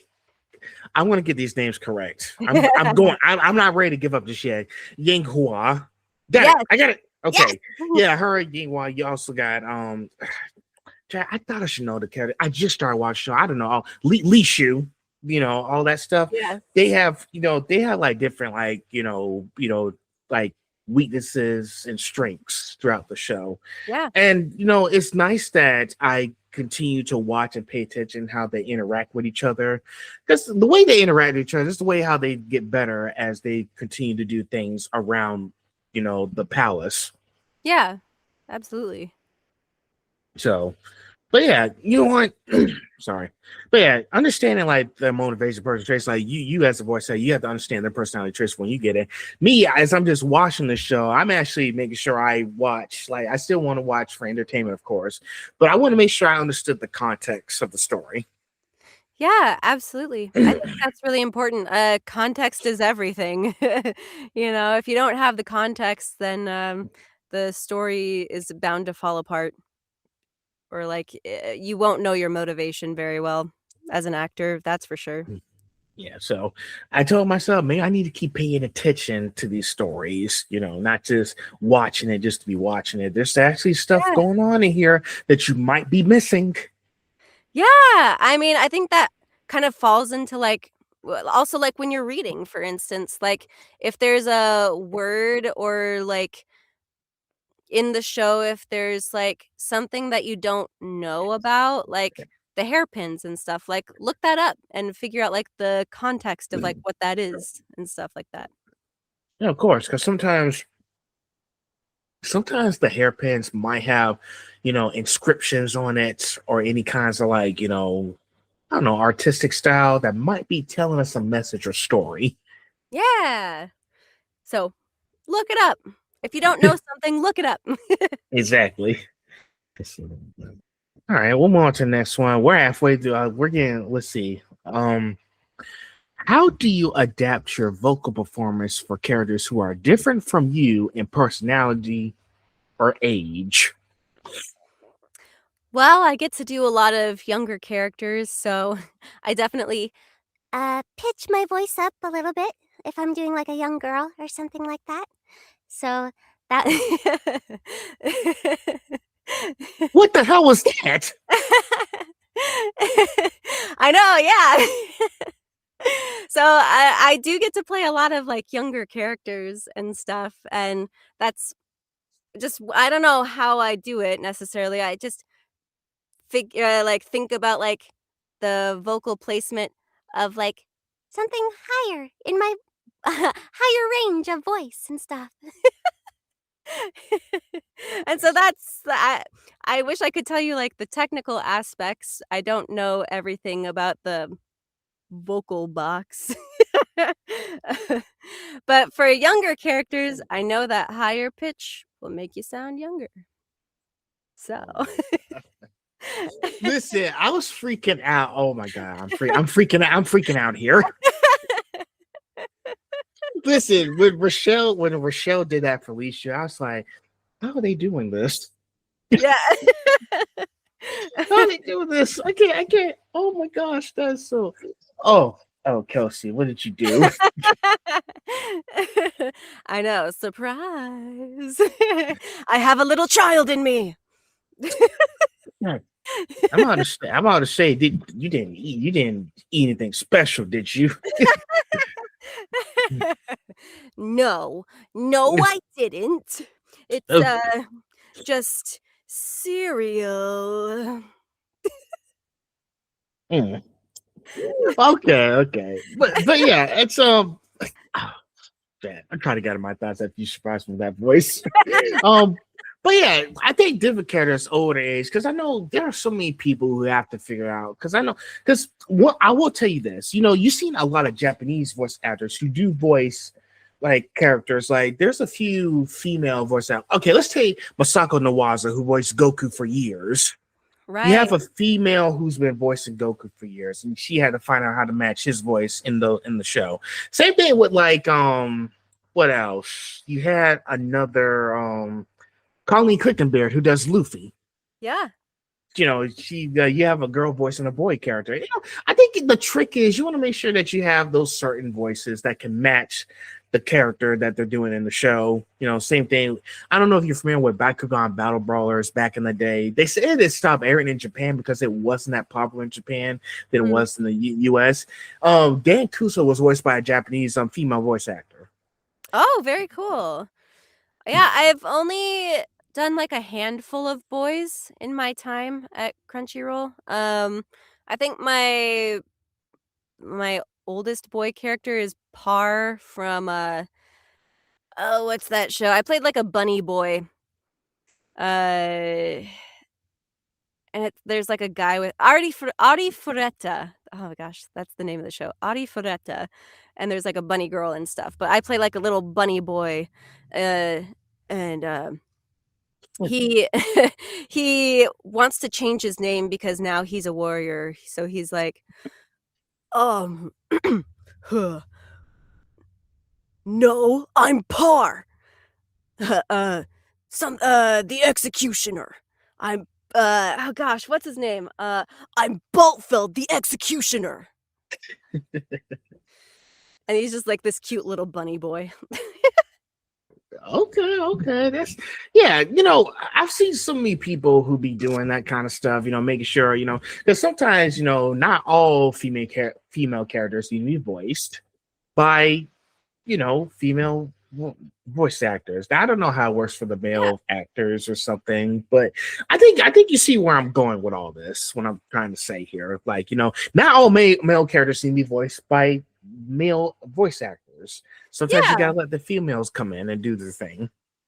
And then I know, I think for Dress Up Darling, if I remember right, Drew Breedlove, well, the character was a boy, but a boy that dressed up like females, so he kind of got to do like a mix of both like male and like female sounding or femme presenting voice in that show, which is like that's very like it's so fun to like just play with your vocals is what I'll say. Like I think that's like the best part of being a voice actor is like you just get to play with the range of your voice. And I think that's the key word for me is like playing. Like I love the fact that we get to play. We're just little children in this sandbox of storytelling. Oh yeah, exactly. You want to make sure, like, no matter what character you're doing, you want to make sure you have those open opportunities ready for you. Because, like, if they need someone to play a kid, get someone to play a kid, and let's move it. Yeah, just go for it. All right. Oh, let's see. Number 12. But before we continue, I want to make sure that are you enjoying yourself here so far? Yeah, we're having a good time. Just want to make sure. I'm trying to be good. I know where I may ramble sometimes. I'm trying to go as fast as possible. Hope I'm not Okay, I just want to make sure it's good. All right. Let's see. Bless you. Thank you. So, number 13. Let's see. Wait, no, that's number 12. See, that's number 12. Sorry. When a character is emotionally intense or vulnerable, how do you tap into that energy authentically? Um, Hmm. I think for me, it's the remembrance of how I felt when I was in those emotions. So I know there are different techniques for different actors, but I try not to go the route where it's like, oh, if I remember something really horrible that happened in my past, maybe I can cry. I'm like, I don't want to have to go through that. That's like trauma all over again. So for me, it's all about the breath work and remembering, like, how did my body feel when I was, like, crying, or how did I feel when I was embarrassed, or just, like, remembering those, uh, physical responses that you have as a human to these different range of emotion, and that's how I tend to go to tap into that. I'll think about, like, like, where's the tension in my head? Where's the tension in my heart? Where's the tension in my gut? Where's the tension in my legs? And or if there is any tension. Um, and then go from there depending on what the circumstances are of the scene. Like, when you know your who, what, when, where, and why, that'll help you to tap in a lot more. And then I just use my imagination, like, how would I feel if I was in this character's shoes? And then go from there. Yeah, it's nice that you said that because our own personal life experiences, sometimes we have to bring that into these characters we have the voice because these are people who have gone through some sort of tragedy or some kind of bad experience. And it's like, maybe I can draw something that happened in my lifetime that I had a bad experience with and maybe put into this character. Yeah, that's definitely one technique. I personally try not to do that. Um, just because, like, that can put me in a really, like, difficult headspace to, like, continue on if, like, there's highs and lows in a scene. Sometimes there's, like, a lot of jovialness or, like, something happy that happens after a really dark scene. Um, so you never know. Um, that's why I try to go with the technique of, like, how is the feeling in the body as opposed to, like, what's something that happened in my past that made me feel that way. I just try to remember, like, the body feeling of it. Oh yeah, of course. And I know you don't want to put, sometimes not all the dramatic stuff is that necessary to put into a character. And I can respect that part because you don't want to put too much into on one plate. If that's what if you see what I'm talking about. You don't want to Yeah. put too much into a character that you don't want to put too much in a character that's really not needed unless it's needed that much. Yeah. So I think that's a good mindset to have for you. Thank you, yeah. 13. Have you ever felt deeply connect to a character, and did that connection influence your performance? Oh, yeah. There was a character named, Asami in, Higehiro. She's like a gal or a gyaru, but she has this scene with the main character Sayu, and they're sitting on this hill overlooking a starry sky, and they just have this really, like, deep heart to heart of, like, um, her saying, like, "Hey, I see you, and I see that you're in pain, um, but I'm here with you, and we can walk through this." And, oh, even just, like, thinking about that scene or, like, talking about it, it's just like, those are, words that sometimes you just wanna hear yourself. So, with that, I felt like it was me almost, like, talking to myself in that scene, and so I just felt very connected to her and to what she was saying specifically, because there are definitely times where I've, like, felt alone, or like I was alone in my own journey, and like I was suffering or in pain. But then you have someone who's there beside you, someone who's reaching out their hand and telling you, like, that they're with you and that you can, lean on them, and that you're strong and that you can make it through this. So, I would say that she's definitely a character that I resonated with, especially, in that scene. So this is like you're having a one-on-one intervention with the character, even though it's not even like, in person. Yeah, I it almost felt like it was therapy to myself in a way. Um, but yeah, sometimes those things just, like, kind of come to you, especially if the writing is really good. Like, I have to give props to our writers at Crunchyroll. Like, without them, scenes could be, like, so bland, and I'm, like, so grateful that we don't have, like, AI translated slop for, our scripts.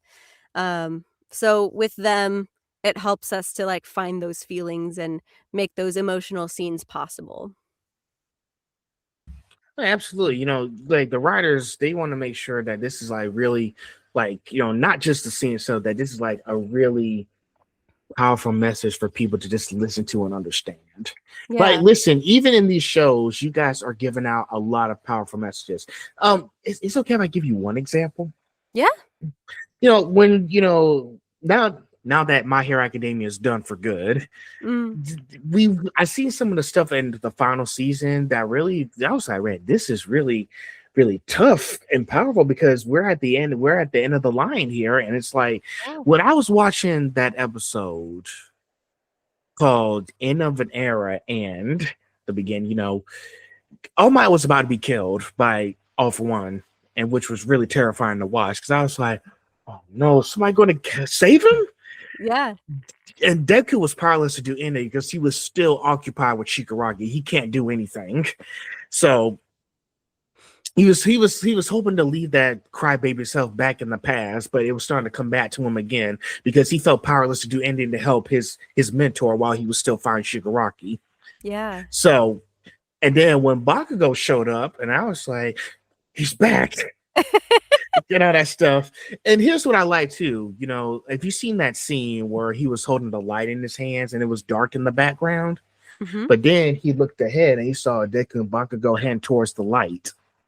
So it was like, I like how they told that story, because I was like, I can't do this forever. It's time to pass the torch on to the next generation. And that's why they said end of the era dash, because they're not finished, Mhm. and the beginning. Yeah. Ah, man, that's powerful. That's beautiful. I think that's a nice message to have for like people who, like, your mentors. They can't do this for us forever. We got to be Yeah. able to step up and take up the mantle of whatever we're trying to accomplish in life. Yeah, exactly. And part of that is, like, making sure you're going through your own training and, like, stepping out, on your own. Like, and that's a scary thing to do sometimes, but I think, it's necessary in order to have that, you know, next generation, like, just go for it. Put yourself out there kind of thing. Exactly. So we have people who's going to teach us how to do things. I think the main thing is that, you don't, it's okay. Our fear is a natural thing, but you don't let it take over your life. Yeah. No, exactly. So, and I think the more, like, that's why I was saying, like, I'm like, I was all for the entertainment, but now I want to understand, like, the context of these stuff. Because listen, even in anime, they're still telling all these amazing stories, because some of these shows have really real life situations implanted in them. Because one thing that Rochelle told me, that we're just trying to put humanity in these shows. Yeah, exactly. I mean, that's the whole point of being an actor is like to show the depth of humanity and to show the flaws, to show the victories, to show everything in between that scale as a human being.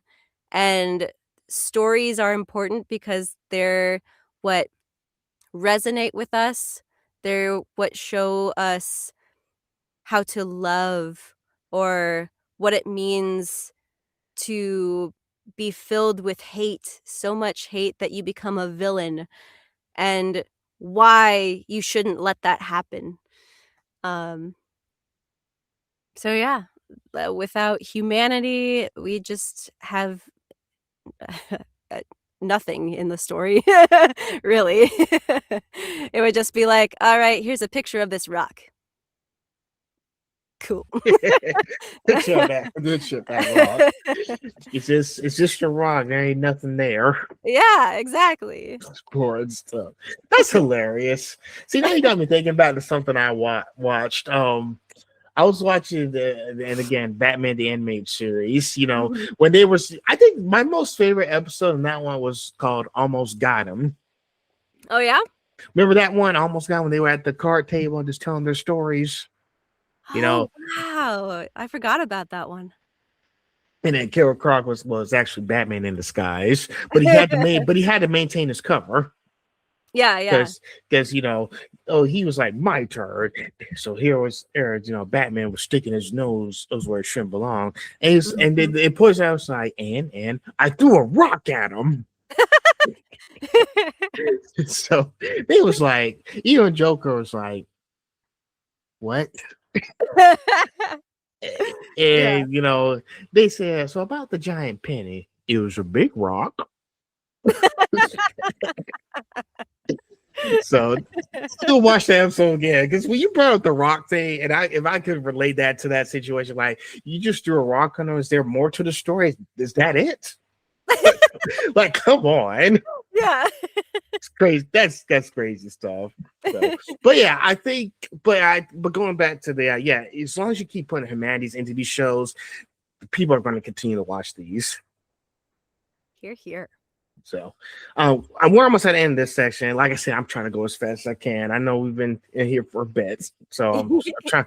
I hope I'm not holding you up or anything. Oh, you're good. I got probably another half an hour.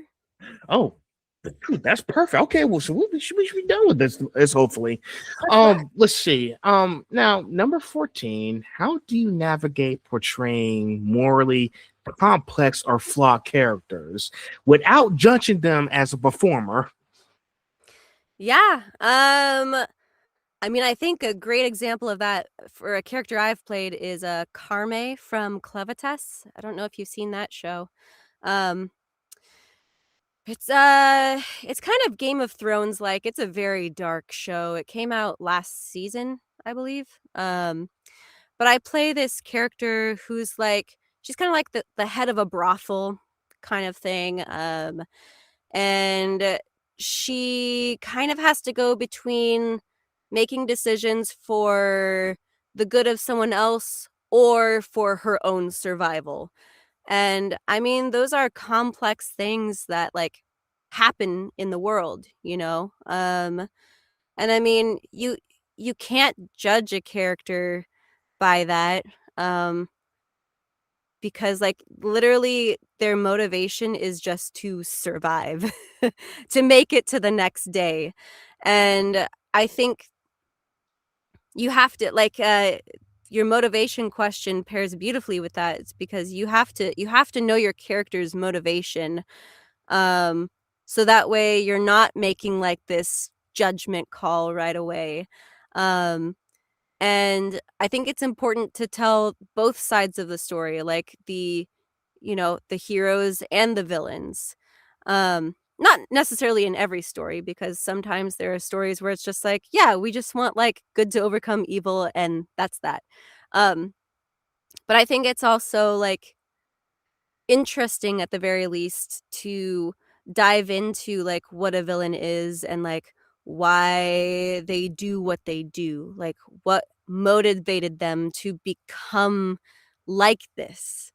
And sometimes it has to deal with trauma. Sometimes it has to deal with needing to survive. Sometimes it's um because they have some like uh odd quirk about them that they can't help, and it's just a part of their personality.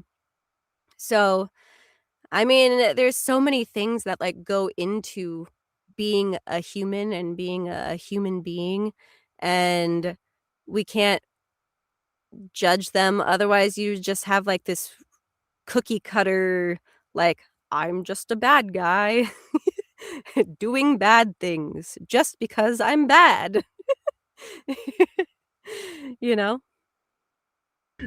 Yeah, that totally makes sense. And listen, like I said, every villain in shows and movies, they're gonna have these backstories. Like we want to see how did they turn to the people they are today. Same thing with like superheroes and all that stuff.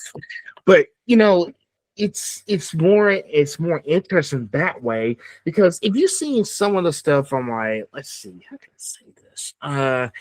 If you've seen some of the stuff from My Hero Academia, they have so many origin stories. Like every time they come up with a title, they say origin, origin. When we got to the final season, we saw All for One's origin point when he was like a kid and he started like killing everybody. And I was like, oh my God, even as a kid, he did all this stuff. Yeah. I was like, that was terrifying to watch. And but I think that stuff is necessary because you got stuff in like DC and Marvel and just maybe in like slice of life stuff too. Also slice of life too. Same thing with like the Carry Diaries. They got to tell all these backstories for people to understand. Okay, I understand this person's perspective on life and how they got to where they are today. Yeah, exactly. Because they're a human being too, you know? They're not just again, they're not just a rock.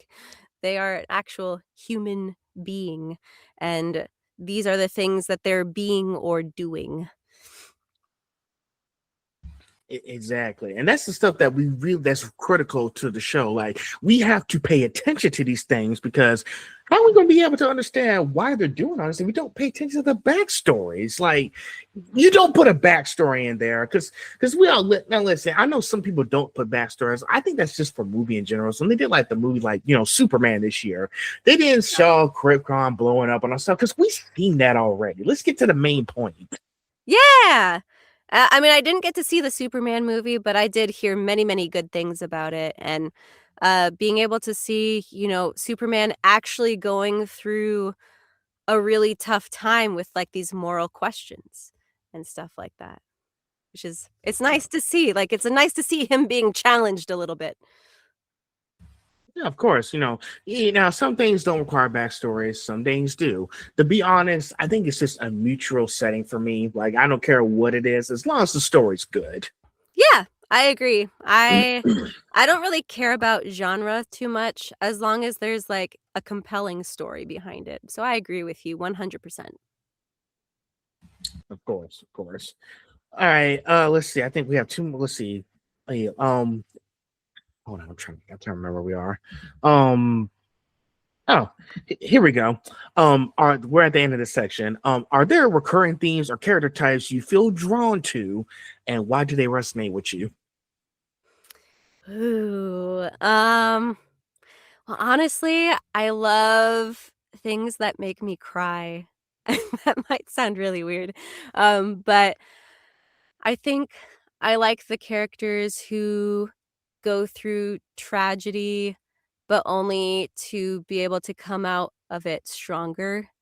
And I think those resonate with me just because of like the struggles and things that I've had to go through in life. And like when you're able to watch a character go through these challenges and yet come out of it an even better person, that almost gives you like hope as your own self to be like, well, if that character can do it, like, maybe there's something that I can do to like make it out of this, whatever this challenging time is. And life isn't always, like a one big struggle or anything like that. But it just, I don't know, it's just inspiring to me, and I love that. I love to feel motivated, but I also like to I like the feeling, and catharsis of crying and feeling that pain with that character. Maybe it's because I'm a little bit of an empath, but I like that feeling, and I like feeling them, like, get out of that pit and, like, reach, like, the highest highs, and I just feel like I feel that so much with characters who go through tragedy, and then I just love being able to see, like, "Oh my gosh, they made it out of it. Ah, that makes me feel so good." So, eh, those types of characters I really, really resonate with. Yeah, I could tell. And plus, as you said, as you saw before, you like those ones that make you feel emotional. As I showed you in one of my reels, I did get emotional and cry Yes. a little bit. Just like I said, I couldn't hold back the emotions because Yeah. this girl's story touched my heart. But I think it's just part of us being human, and I just couldn't hold back the emotions. But you are right about characters that do make you cry, because sometimes there are very sad scenes that still, and it still makes me feel bad that they had to go through this. I've seen so many stuff in, like, even video games too. Like, Yeah. it's one example, like, in what was that one scene I saw in My Hero that happened? Oh, when Himiko Toga had to save Ochaka Uraraka's life, and she didn't. She told her not to do that because she was going to die. When we get to the final season, she still felt bad that she couldn't save her, Yeah. and it's really, and it's like she has to live with that for the rest of her life. Mhm. You know. Exactly. And I mean, there are things that we go through too, they may not be, like, as devastating as, like, watching someone die right in front of you, but, I mean, we all have, like, little things that we have gone through and have to live with and figure out a way to work through within ourselves. Um, so I love that you brought up that example. I think that's really beautiful, and that's definitely something that I would resonate with. I haven't caught up with My Hero, so I guess that gives me a new motivation too. You better, especially with the show's over. And another example too is like when I was playing Sonic Time Shadow Generation. See, listen, they say video games is all for fun, but I do be playing a lot of story modes. I be paying attention to the Mhm. stories. When I was playing Shadow Generations, and I beat Devil Doom again. I never played Shadow the Hedgehog 2005 when it first came out, since I was a kid. Mhm. But he kind of felt bad that he had to lose Maria all over again. And I was like, oh, he lost Maria in Sonic Adventure 2. Now he's losing her again in Shadow Generations, which is something he didn't want to go through again. Man, that's so sad. I, man, I think you would like Octopath Traveler too. It's got some really good stories, pretty deep stories, especially in that specific Octopath Traveler. Octopath Traveler 1 was a lot of fun, but Octopath Traveler 2, it feels like it has really deep themes to it. So it's a fun game. Okay, I'll add that to the list of games to do. Yeah. So, but yeah, whatever story y'all doing, I know, like, as y'all get to, because I know Apothecary Diaries is about to have a season 3, and then there's a movie coming out. Yes. Ooh, I'm So, so excited. are you excited to do that one, that movie? I mean, we'll see if my character shows up. I don't know if she will or not actually. Because it depends on if they're at the palace, the Jade Pavilion or not. But if they're not there, then I probably won't be there. Oh man, I'm gonna root for you though, because everybody side characters have big roles to play. Yeah, I was very surprised with season 2. Yinghua actually showed up a lot more in season 2, so look forward to that.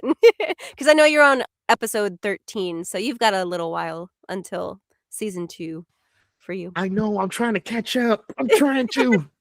I just need some You got time. this. I believe in you. So, but yeah, I think yeah, keep telling those like emotional stories, because That's going to be very powerful when they start, like, when people, like, because I know when people have to watch these and be like, oh, this really happened. It's like a real life situation. It's like, Mm. ah, you know, if you see where I'm going with this. Yeah, I love that. I mean, I haven't been able to do a lot of those types of stories, but I really hope that coming up I'll get the chance to do something like that. And play a character that like actually goes through like some of those deeper things. So, we'll see. We'll see what the season holds or this next year. Okay. 2026, who knows? I'll be watching. Thanks. So, I only got two sections left, but like I said, we're making some good time here. So, um, next one is called technical and creative approach. Now, can you walk us through your process when preparing for a new role from script reading to recording? Yeah. Well, with anime specifically, you don't usually get like a script beforehand. So that's kind of like towards the end, which is a lot different than like say for a theater production where you get script first and then you can build off of that. So with anime, um if you can do research, like I'll go and read through the manga, at least through like maybe like the first volume or two, just to kind of get an idea of who this character is. Um, and I'll kind of like think of a voice like based off of their age, height, kind of what they look like in the manga, and then I'll try and like read through as the character a little bit. And then once it comes to actually going into the booth and being there, I'll do my warm-ups beforehand. So I get my like little warm water and do my lip trills like and uh it sounds weird, but like licking your teeth with your tongue helps to like warm up your tongue so it's not so like stuck. And it helps with your enunciation of words. And then once I'm in the booth, I say hi to the director and the engineer. Yeah. They're people too. So, we'll have a little like, "Hey, how's it going? How's your day? Blah, blah, blah. I had my morning coffee. Yeah." Um, and then they'll give me the lowdown. So that's what we have the director there for, is to direct us as actors through the scene or through the show. And Sure. so they'll give us the background, who this character is. And so they do a lot of research as directors to give us more ideas of like how to play this character. Then they'll start with scene one of wherever the character shows up in the script. You'll watch the scene while also reading this along with the script. And then after you've had that preview, then it's time to act. And you do your best. It's kind of like cold reading essentially. So if you have those cold reading skills, like just reading things out loud for the first time, um, that will come in handy with doing like dubbing and ADR and stuff like that. So you do that first take, and the director will say, "Great, we're gonna place it now." So the engineer will do their engineering magic and like make it perfect or as perfect as possible. um, and then you may do like another take or two. Or maybe they'll say like, that was perfect, done, one and done, and on to the next. And then you'll do that for the rest of wherever your character shows up in the script. And then you say, "Thanks. I had a good time." And you Looks leave. like you got that all memorized in your head. Like, you know how it goes every day. Yeah. So, I've been doing a lot of that every day for the last several months. So uh, that's kind of how my day typically goes. It's a little warm up, a little acting, and then you have your snacky and you say goodbye. well, hey, it looks like it works, and it works. Whatever, whatever works for you. Yeah. So, All right. Let's see. I'm gonna skip two of these questions because I know we've been here for a bit. Let's see. Let's just go to the ones that are important. Now, how do you maintain vocal health and energy when voices multiple characters or long recording sessions? That's a good question. So for this season, I've been focusing on making sure I have warm water with me, and I think that's a super important thing that most people don't realize is like your vocal cords need to be warm. Especially if you're doing a lot of screaming, which I've been doing a lot of screaming this last season. So if you have warm water, that'll help to keep your vocal cords warm from the inside.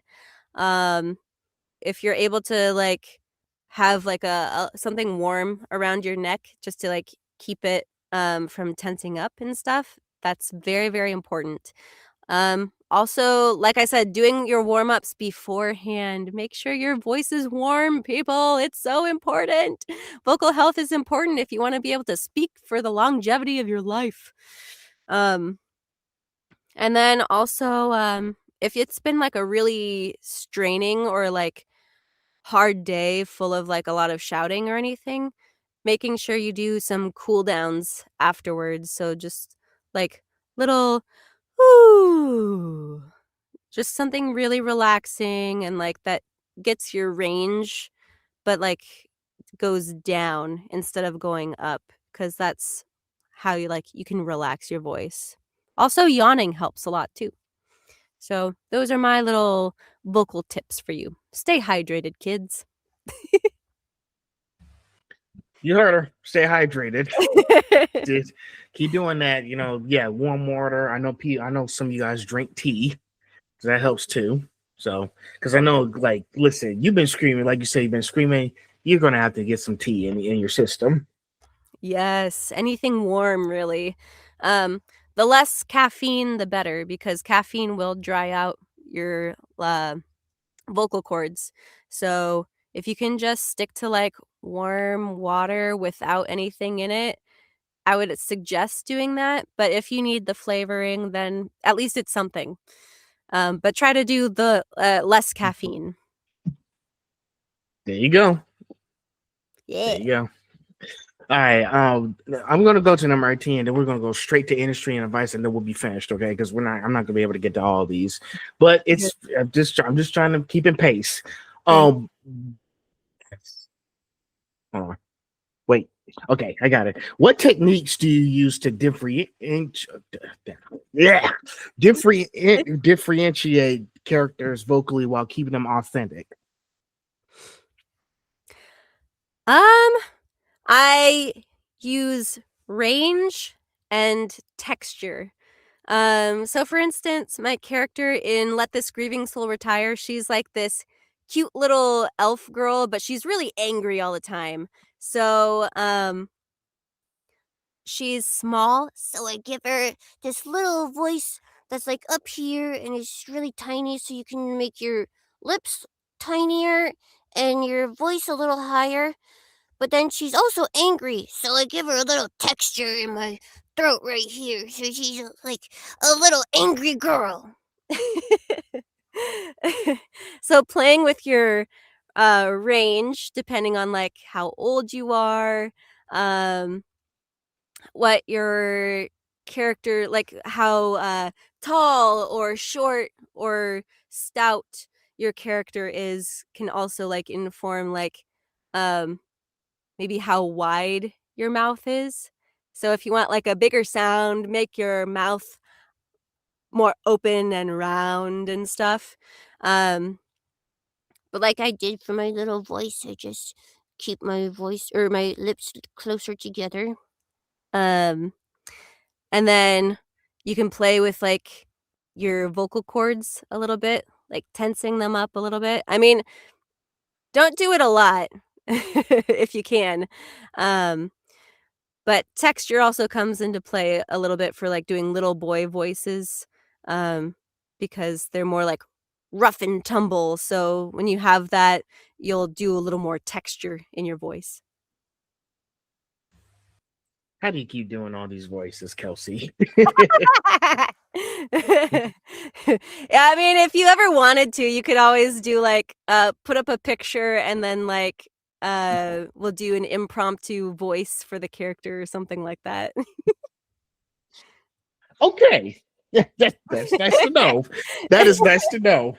So shoot, maybe next time I'll make sure to have some pictures and say, let's see if you can do this right quick. Yeah, yeah. She can't do this. Yeah, we can just make up a voice, you know? Okay. That's it. But yes, having those like kind of techniques, make sure you have to use what's in your toolbox. Yeah. So And there's a lot of tools that you can use. And also, I've seen people who maybe have lower voices that have a trouble with doing higher pitch, kind of put their uh 2 fingers like right here because it pinches your vocal cords and makes them smaller. So it makes your voice sound uh higher without doing anything. So like I just did this and then I take it away and I sound like I'm older. It's kind of crazy. But yeah, that's I guess what's it? Sound wave technique. well, it seems to work. Yeah. It works. Every time when I listen to you guys do your voices, I just be like, how do they keep doing this? I need to know. It's just crazy. I was like, it's got to be magic. Yes, vocal magic. That's nice to know. I'm gonna keep paying attention to you guys in these shows. Yeah, no, it's fun. And I mean, you'll get to see me play with my voice a lot in The Dark History of the Reincarnated Villainess. That's the one where I play Iana. Um, if you want some fun vocal stuff, watch that show. All right, I'll add it to the list. All right. All right, we're at the last section, and I hope I didn't like. Oh, I'm trying to make sure we get this thing done. So, but overall, we're having a great conversation so far. It's this been has great. been fun. It's good. So, lastly, we're going to do industry and advice. All right.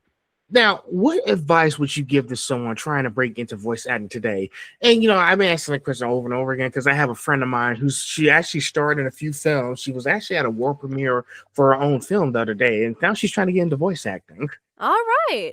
I mean, that's great. I mean, sounds like she's got the foundation, which is probably where I would start with my Mm. advice is take an acting class and see if you enjoy acting because that's the biggest part of this industry.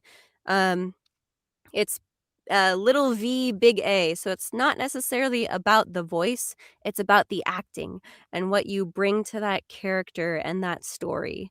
So take an acting class, take an improv class, and see if you even like that to begin with. Because if you don't like that, then you probably don't like telling stories. And it won't be of any interest to you. And then after that, take a voice acting class. Try there's so many different online places that you can go to take classes like Ace Studios, Sound On Studios. I think Voice Tracks West does online classes if you're not like there in LA. So just do your research on different classes and then try it out and see if it's for you. Don't go straight into like buying this like expensive equipment or anything. Like start with something small, maybe like a snowball or something like that. And then try your hand at little projects, like go to casting call club and try your hand at doing a couple auditions. And if you book a couple of things, like maybe this is for you. So, yeah, at least give it a try. Try with classes first and grow from there. I think she's going to appreciate that. And she does. And yeah, anyone else who's listening, yes, they're going to appreciate what you said there. Thanks. I try. That's all we could ask for, right? Yeah, I think. All right. Let's see. Next. How do you see the English dubbing industry evolving, and what opportunities or challenges excite you? Ooh. You know, um, I'm not exactly sure how the English dubbing is going to evolve necessarily, but I know that we have challenges right now with AI, and we saw what happened with that Amazon thing. That was gross. It was terrible.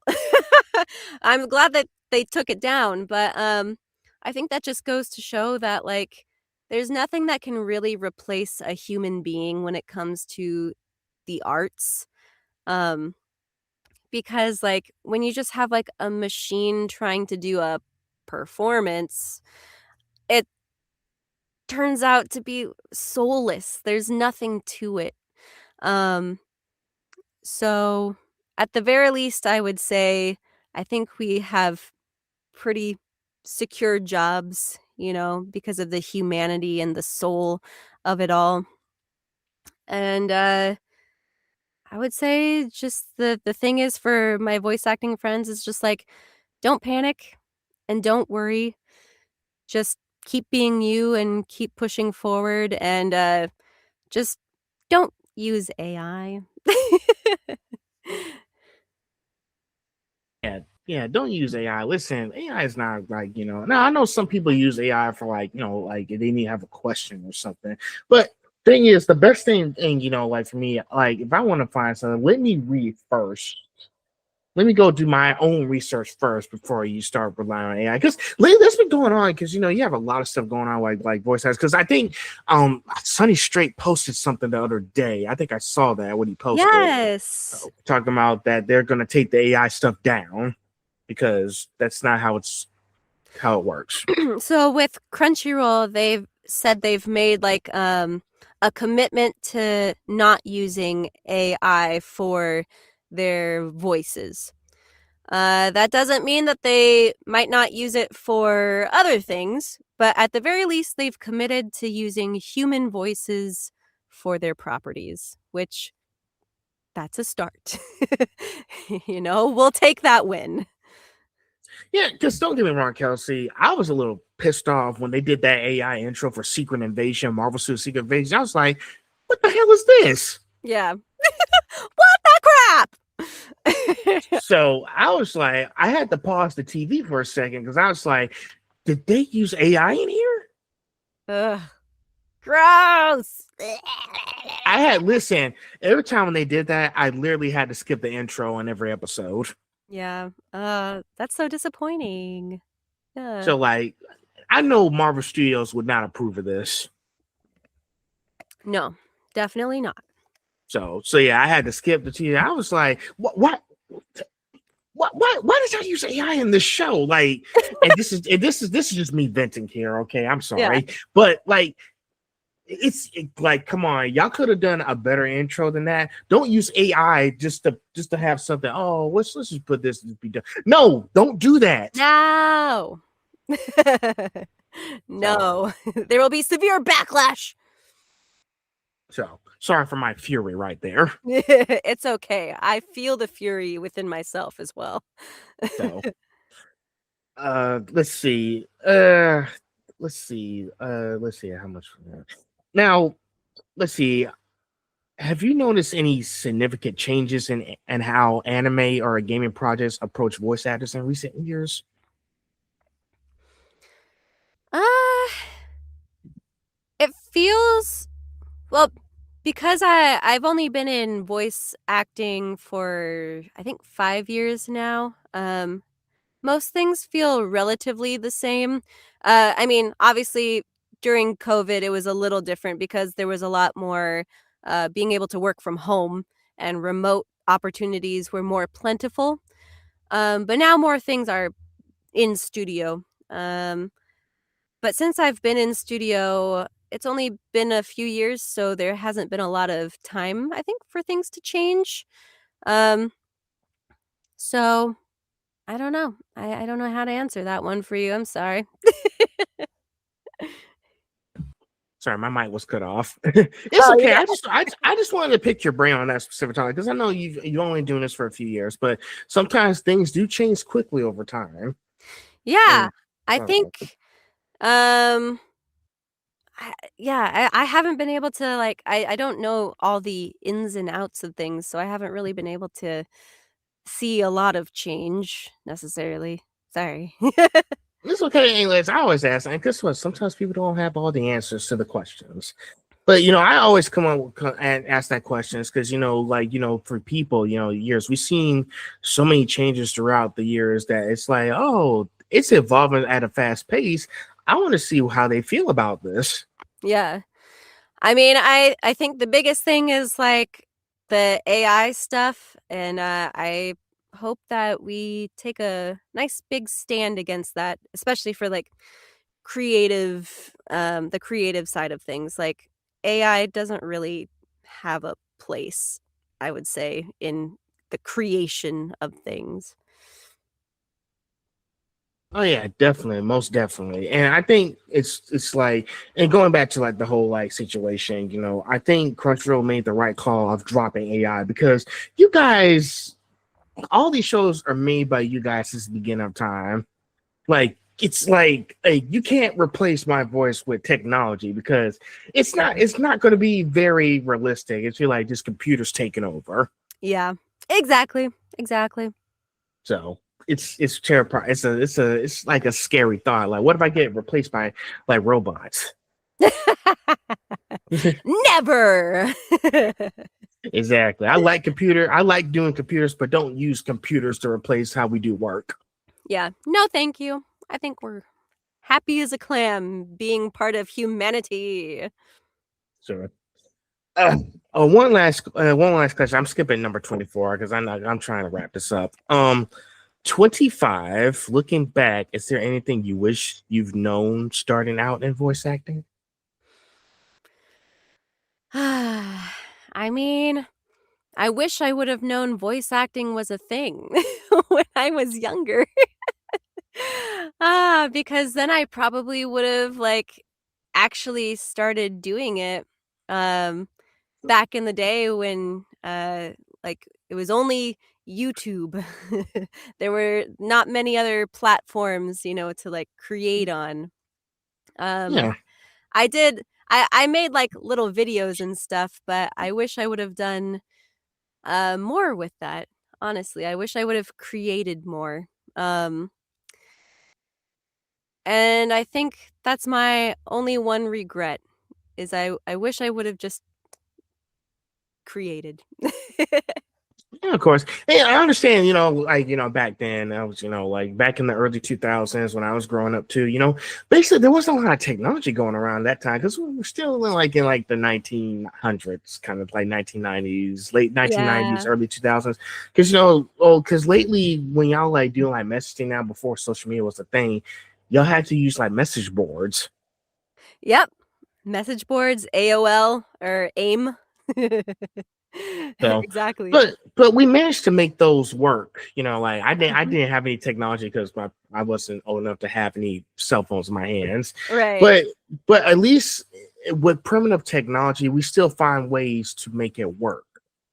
So Exactly, yeah. especially what you doing voice acting, like you didn't know voice acting was a thing, but now you're trying to understand this is the actual thing because we've seen, it taking us like sometimes it might take us a few years to understand it fully, but I Yeah. think we can finally, as now we can make it work.